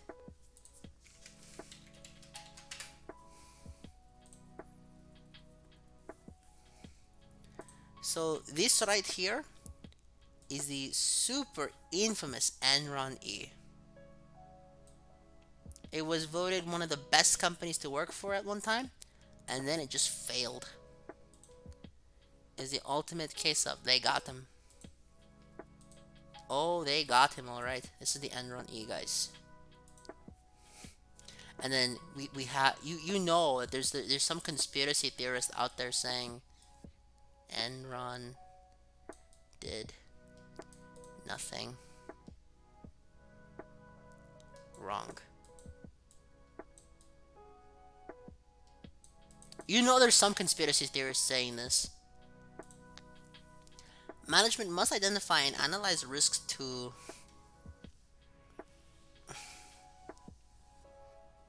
determine how they should be managed.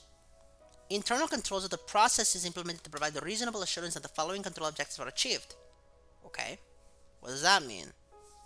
Well, what that means is... What? Oh, we need to find the controls. The achieves. Okay, so what do we need to achieve? The custody of cash. No, the following control objectives are achieved. What are the following control objectives? The following control objectives are custody, recording, and authorization. So, what is the name of the law Congress passed to prevent companies from bribing foreign officials? Wasn't it FCPA? Because I'm pretty sure that HIPAA is medical, no? Employees who process transactions should verify presence of appropriate authorization. According to internal control frameworks, which of the following principles apply to the information and communication process? Which of the following principles do that? That's a good question, guys. It's a really good question. Process applied to information and communication process. That would be...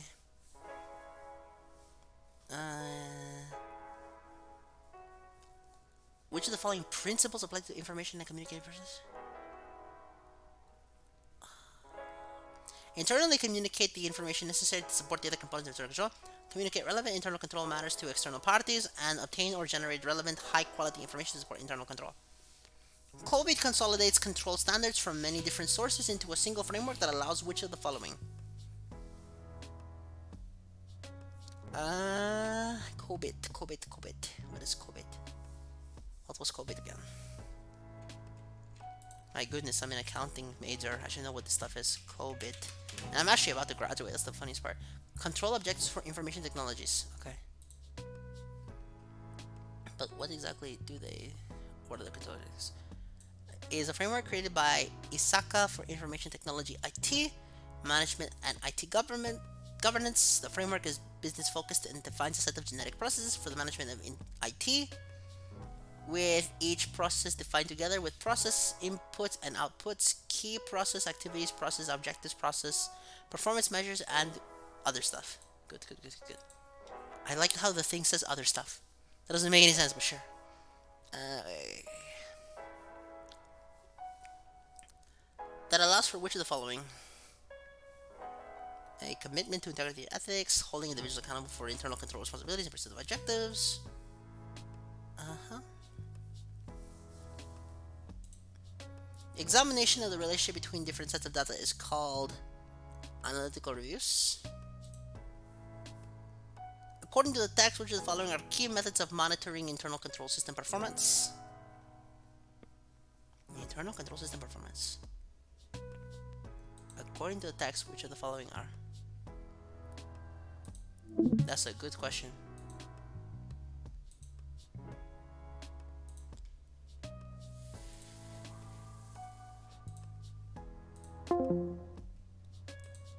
Let me reshare my screen because apparently I crashed. Okay, let's get back to work. According to the text, which of the following are key methods of monitoring internal control system performance?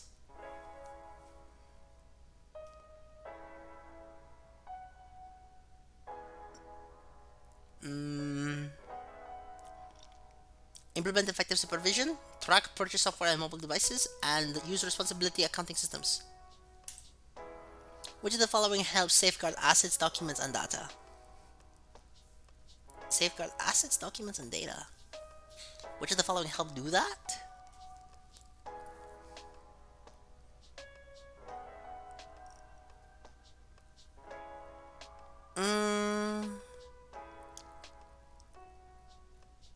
I guess it would be A.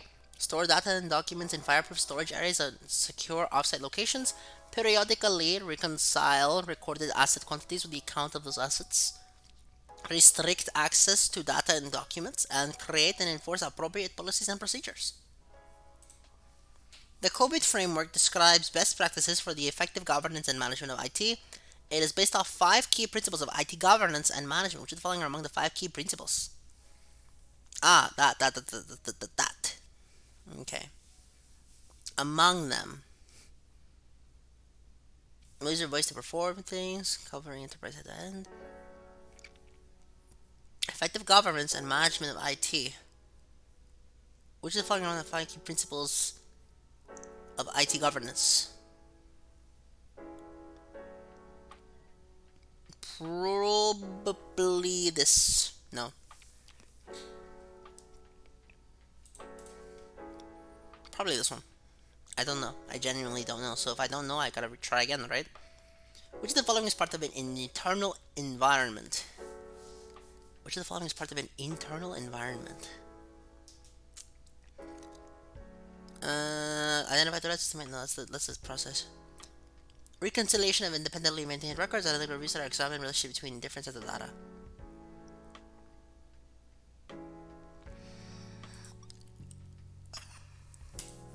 Could be this one though. The amount of risk a company is willing to accept is called risk appetite. Oh, I did badly. What did I get wrong? So safeguard. I got this one wrong again? It's safeguard assets. Okay. It allows which of the following: auditors to substantiate their internal control opinions and advise on IT security and control matters used to be separate adequate IT security and controls exist. Management of benchmark security and control practices of IT environment. COBIT will be to meet psychology, covering enterprise end and enabling holistic approach. And then this one will be human resource standards that attract, develop, and organizational structure. That's the part of an internal environment. Okay. Let's keep practicing, man. I know. I'm practicing right now. Why do you gotta tell me this? You don't need to tell me this. Okay, internal controls. Okay, so safeguard assets provide and this.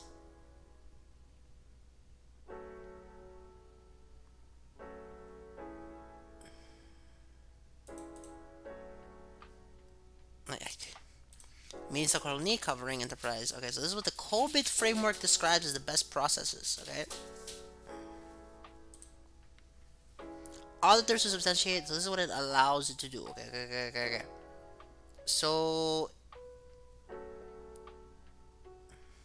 COBIT consolidates control standards from many different sources into a single framework that allows for auditors to substantiate their internal control opinions and advise on IT security and control matters, users to be assured that adequate IT security and control exist, and management to benchmark security and control practices of ITFX environments.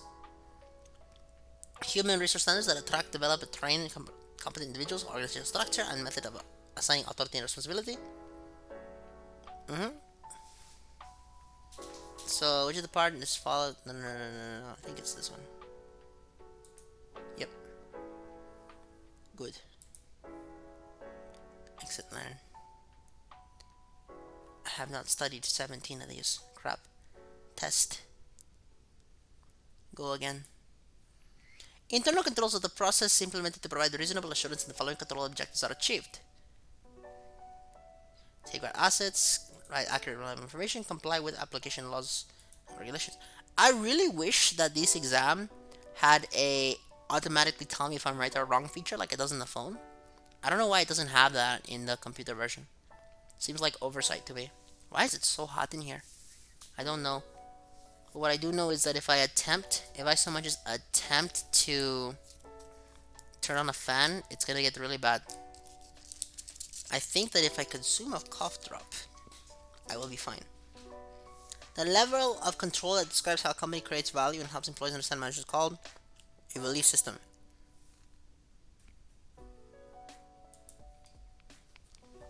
Which of the following is the correct sequence for assuring and responding to risk? For assessing and responding to risk? The correct sequence is to identify threats, estimate likelihood of threat, identify control, estimate cost and benefit of controls. The Colbert framework describes best practices for the effective governance and management of IT based on the 5 key principles and management, which of the following are among the 5 key principles that meet the stakeholder need, covering the enterprise end-to-end and enabling a holistic approach. Which of the following are Sarbanes-Oxley requirements? That would be CEO must certify the financial records are reviewed and management and are not misleading. Auditors must report specific information to the company's audit committee. And audit committee members must be on the company board of directors and be independent of the company. Alright guys, time to pull an Enron on everybody. Which of the following are important systems, development controls? Check all that apply. Sure. Important systems, development controls. Okay. Which of the following are that? So that would be stuff like. Which of the following are important systems, development controls? Okay, seriously, grammar teacher, grammar professor. Which of the following are important system develop controls?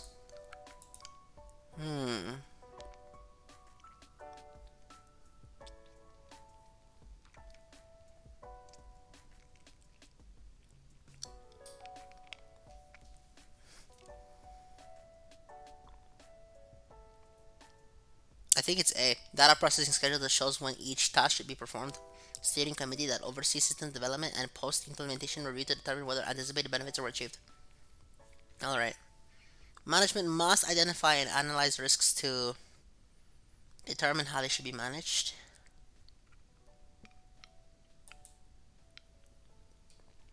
Employees who process transactions should verify the presence of appropriate authorizations. Which of the following are important independent checks on performance?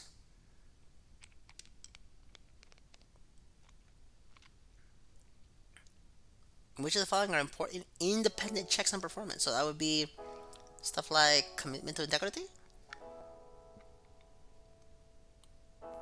Because important.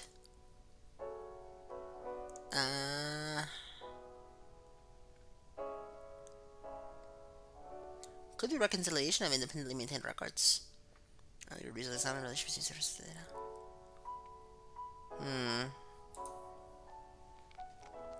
Which of the following statements is true with respect to a company's controlled environment? There's uncertainty and risk. Oh no, this is the one. Hmm. Did I do that? I did. Which of the following is part of an internal environment? Check all that apply.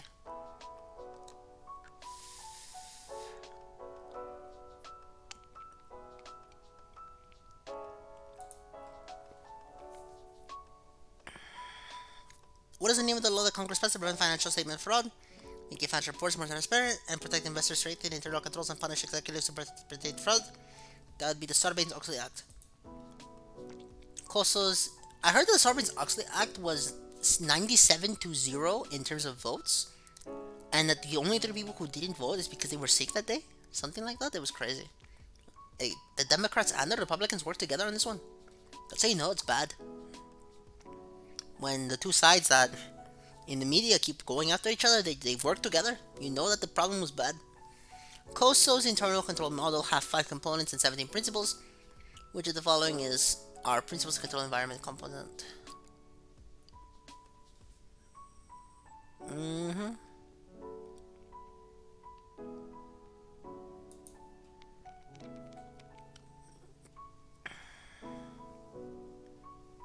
Some events pose greater risk because they are more likely to occur. Chief proper segregation is introduced. The following students should be separated from their functions. That would be risk. No. It would be application control. So it would be data entry, authorization, and management. No. Which of the following system functions should be separated from the other system functions? Ah, crap.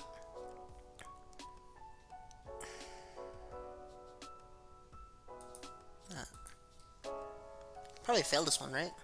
93%. Are you serious? Where did I fuck up? Which of the following statements respond to a company's control environment? Managers should assign authority and responsibility to goals. Objectives, management departments, and individuals should hold them accountable for achieving them. An involved board of directors present stakeholders and provide an independent review of management that acts as a check and balance in their action. Okay. Take a new test. They are more likely to occur. From the companies from bribing foreign officials, that would be FCPA.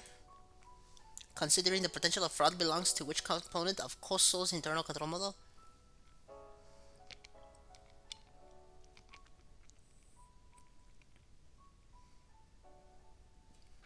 Considering the potential of fraud belongs to which of the component of COSO's potential of fraud? That would be like risk assessment, no? Which of the following are among the 5 components of COSO internal controls? Risk assessment, risk assessment, information and communication and control activities.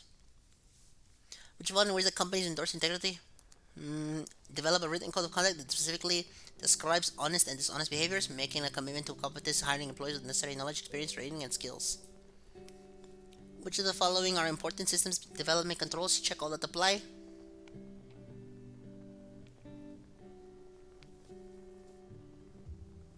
Important system development controls.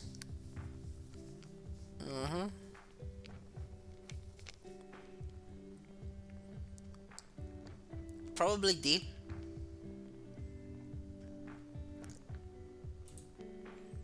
Which of the following are important dependent checks on performance? Check all that apply.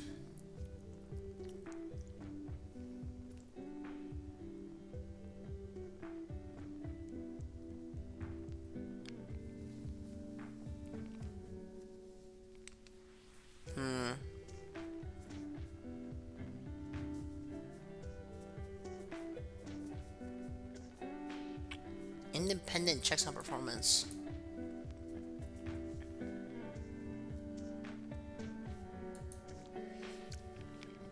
The objective of an internal control system is to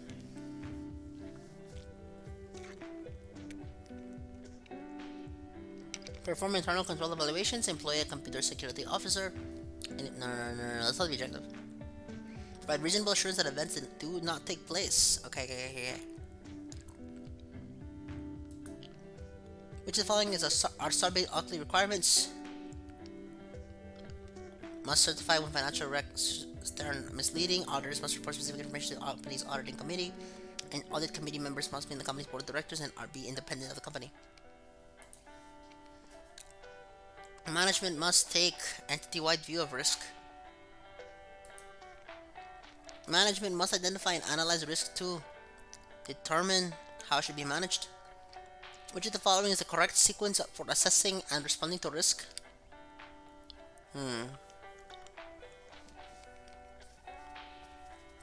Correct sequence for assessing and responding to risk. It's identify threats, estimate likelihood of risk, identify controls, estimating cost and benefits of controls. Which of the following human resources that attract, develop, and retain competent employees? So it's stuff like hiring based on educational background, train employees for responsibilities, and make them take vacation.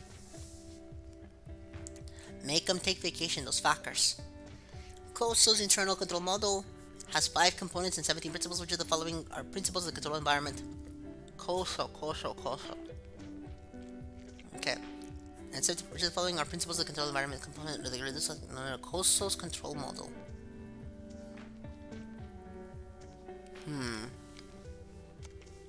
Well, COSO.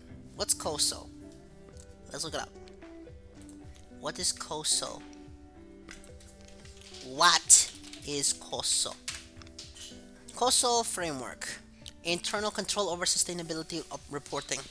ICSR, that's who they achieve it. Sponsor organization. It's COSO framework. Control environment, risk assessment, control activities, information communication, operation, reporting, and commonplace. Compliance. Okay.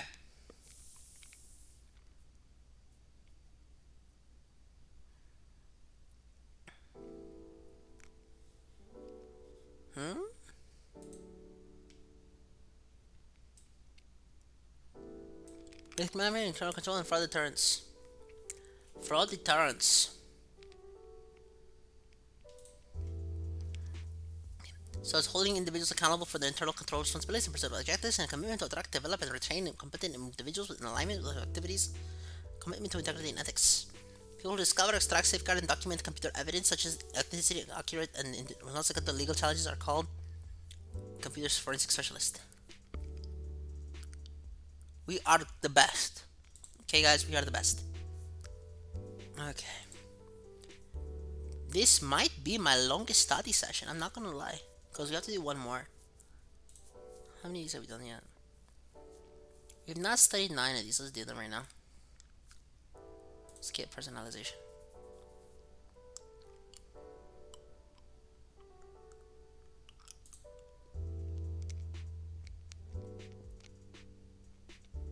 Oh, let's just study again. We have done this already.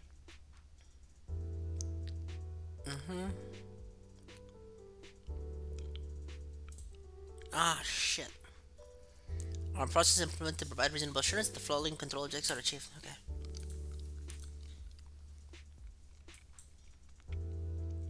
Application controls. The level of control that describes how a company creates value and helps employees understand management vision is called belief system. Meeting stakeholder needs, covering enterprise end to end, enabling holistic approach. These are COVID network stuff. Uncertainty results in risk, which is the possibility that something negatively affects the company's ability to create value.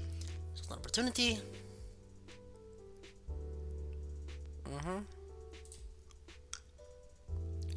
Shit.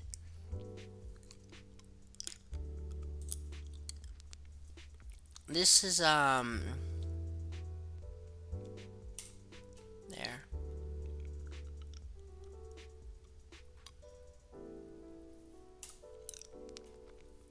Good.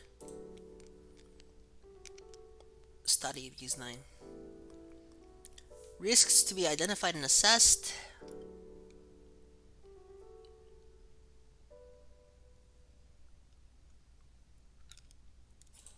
What?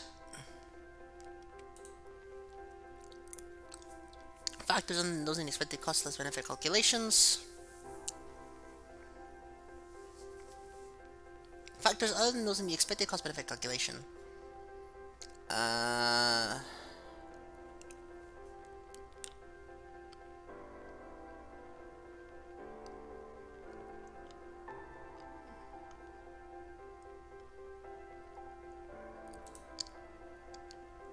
Reduce risk.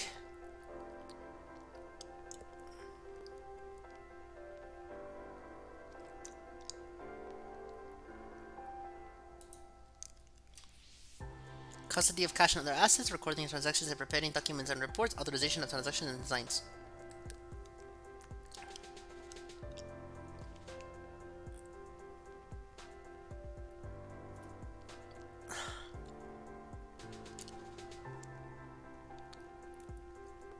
Custody, recording, authorization. Also said prosecuted suffer damage to their careers. That's what whistleblowers have been happened to them. Seeing patterns and leave clues behind they can be discovered by fraud detection software. That's what fraudsters follow. Responsibility reporting on an adequate segregation of duties.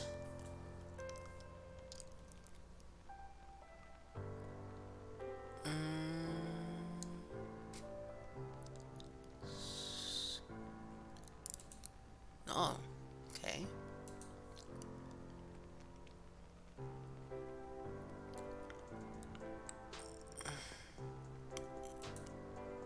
Clear enough for.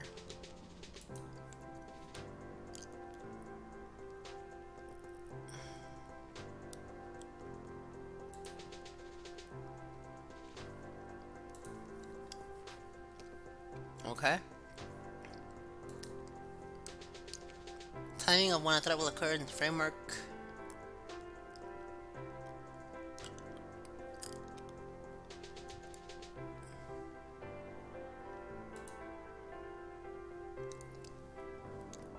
Oh, that's a bad one. That's a bad question.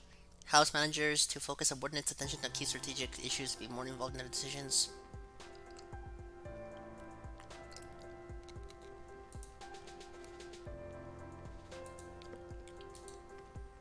I caught it.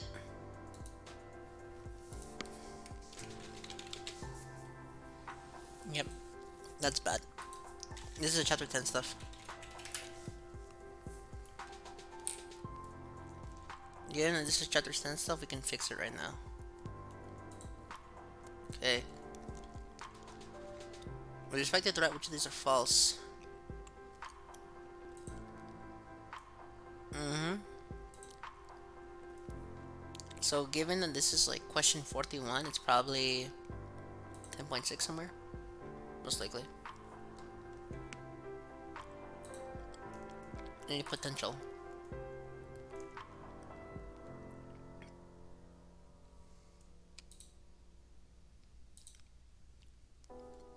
See, this is why we do these checks to make sure that we're not wrong and to make studying more effective.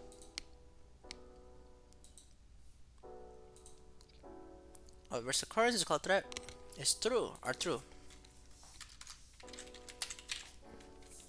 And the answers would be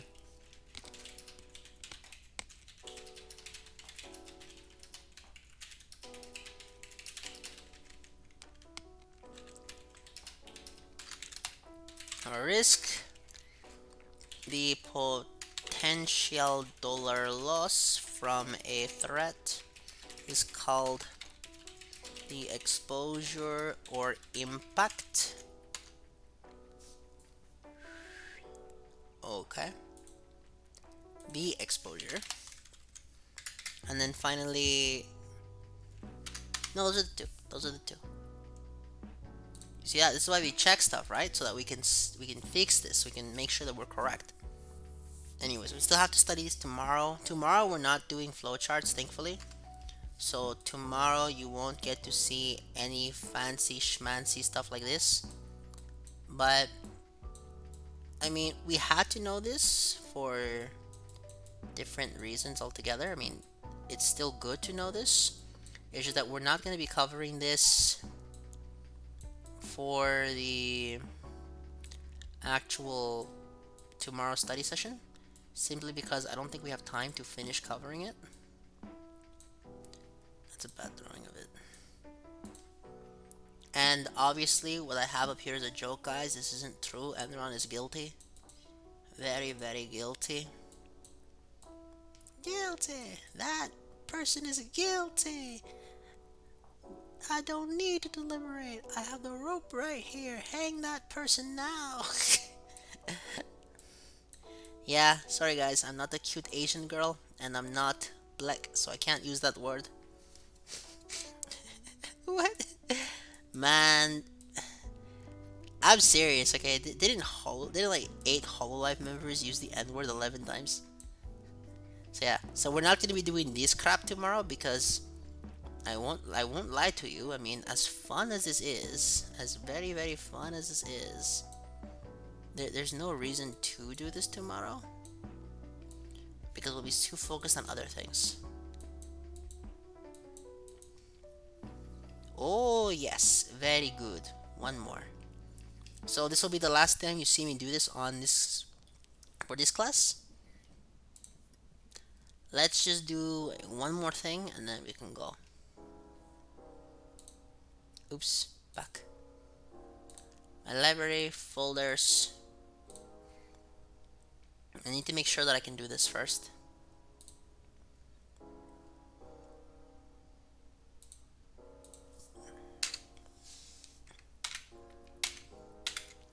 Whoa, not that many. An insurance claims adjuster had check signing authority for up to $6,000. The adjuster created three businesses that billed the insurance company for work not performed on valid claims. The adjuster wrote and signed checks to pay for the invoices, none of which exceeded $6,000. So the adjuster had authorization to add vendors and master file, authorization to write checks to $6,000, and had custody of the signing the checks. Apparently, the adjuster also had some recording duties. The solution to this would be the functions of signing checks for invoices, approving vendors, and maintaining the vendor master file should be organizationally independent. Payments should not be made to anyone that is not allowed, that is not the approved vendor list. Controls should be put into place to ensure that employees cannot add or unauthorized or unapproved vendor to the vendor master file. Cashier prepared the fictitious invoice from a company using his brother-in-law's name. He wrote the check and payment to the invoice, and his brother-in-law later cashed. Okay. Okay. So it's the case that the custody of the checks was reporting for responsible for posting and to the accounts receivable ledger. Wait, really? Yes. But I mean, the cashier had the ability to write the check, which is custody of the checks, and to improve the invoice of the payment, the authorization. Several customers returned clothing purchases instead of putting the clothes into a bin to be put back in the rack. A clerk put the clothing into a separate bin under the cleaning rugs. After her shift, she transferred the clothes to a gym bag and took them home. So in this case, the clerk was authorized to accept and return cash, grant credit, and had custody of the inventory. It's also possible that the clerk may have had responsibility to record the returns but did not do so to cover the theft. All purchase returns should be documented by preparing a consumer receipt and recording the return in purchase returns journal. No cash or credit can be given without the return being authorized by supervisor and recorded in the data files, recorded in the cash register. Purchase return area should be kept clean and orderly so that the employers should not be allowed to have gym bags or other personal items that could conceal stolen items or whatever it is. When opening the mail, the cashier set aside and subsequently cashed two checks payable to the company account. So in this case, the cashier who opened the mail had custody of the cash. The cashier opening the mail can pocket the change for their forged signature, never giving the authorized endorser a chance to be involved. For this reason, many companies have the mail opened by two people or those opening the mail videotaped. While the cashier can get away with this fraud for a few weeks or months, the missing checks will eventually be noticed, usually when the customer complains.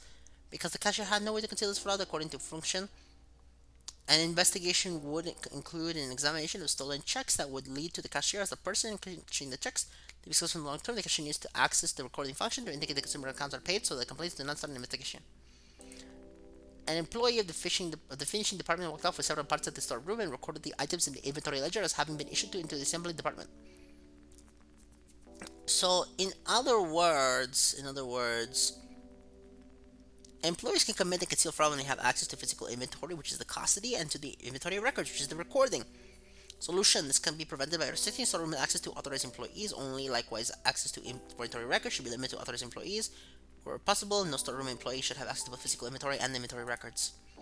Receiving clerk noticed that 4 cases of MP3 players were included in the shipment when only 3 were ordered. Clerk put the extra case aside and took it home after the shift ended. What the fuck? Sorry, I shouldn't be cursing, but the truth is that this is ridiculous. Okay.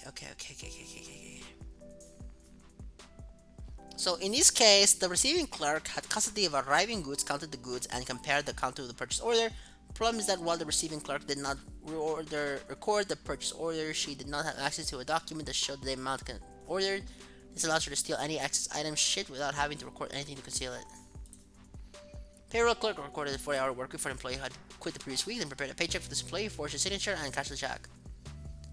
Bad assery right here. This is absolute stupidity. Okay. So this is a case of somebody has the ability to prepare the check, and this can be used to conceal fraud. Okay, I'm not gonna lie. So secretaryship duties is violated here because the payroll clerk had the ability to record time worked and prepare the payroll check, which is custody and recording. So that's two of them violated. Instead of the payroll clerk to both commit and conceal the fraud, payroll clerk ignored the authorization process or had the sole authority to authorize the payment. The three functions should be segregated. One person should authorize payments, the other should record the payments, the third should prepare the check, and the fourth should sign it. See, look at this. Look at this. We have a job that, in theory, could be done by two people: the person signing the check and the person giving the check. But because people are greedy, because people can be pieces of shit when they want to be, we need to have four people. What a waste of our freaking time. This is literally a case where you could probably have this be managed by a computer. I'm not gonna lie, but fully managed by a computer. It doesn't need to be with people involved. But I understand why people need to be involved here, simply because that somebody's gonna hack it. Don't be stupid. If people weren't being stupid, they could probably get away with that. But people gotta be bad people. Cashier cash check from a customer in payment of an account receivable. Pocketed the cash and concealed the theft by properly posting the receipt to the customer's account, the accounts receivable ledger. So this is a case of the person had custody of the check and was responsible for posting to the ledger. Solution: accounts receivable and custody of the checks should be organization dependent. In addition, there should be an independent reconciliation for only three items: dollars amount of the check received, dollar amount of the check deposited in the bank, and the dollar amount credited to the customer accounts. Cashier created false purchase returns vouchers to hide his theft of several thousands of dollars from the cash register. Wait, what? So in other words, the cashier had recording and custody and authorization. So this guy had the ability to create the return vouchers. He had custody of the cash, authorization to authorize the return of goods. So in other words, this guy's three duties that should be done by three different people. Busted. Purchasing agent received a 10% kickback of the invoice for all purchases made from the specific vendor.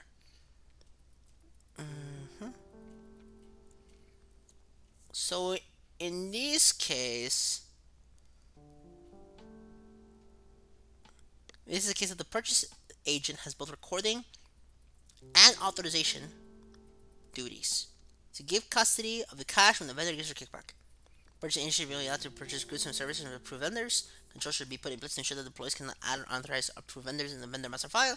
And vendor performance with respect to respectability, quality of goods, and prices charged should be tracked and periodically reviewed. Should periodically be compared to those charged by those vendors to make sure they are fair, competitive, and reasonable. Analytical procedures can be performed to track the percentage of businesses purchasing agent gives to vendors. Okay. An accounts payable clerk recorded invoices received from a company that he and his wife owned and authorized the payment. So in other words, this is some another fraud here. This is another fraud here, guys. Guys. So the problem is that the accounts payable clerk had recording duties and the ability to authorize payments. Solution: the functions of recording invoices and authorizing payments should be organizationally independent. In addition, accounts payable clerks should only be allowed to purchase goods and services from approved vendors. Controls should be put in place to ensure that the employees cannot add unauthorized or unapproved vendor to a vendor's master file. The company needs to establish policies and a code of conduct to prevent secure conflicts of interest in the related third-party transactions, such as buying goods from a company in which you have interest in. Submit. If I get 100, we go. Okay, baby, we got 100% on that one. So that means folders, exam, chapter 10, edit, Control F, lever, because that is so blatantly wrong. The level of control. Done. Okay, guys. This is probably going to be my longest study session in a while, so I want to thank all of you so much for watching. I hope you all enjoyed, and if you did, learn something. Good job.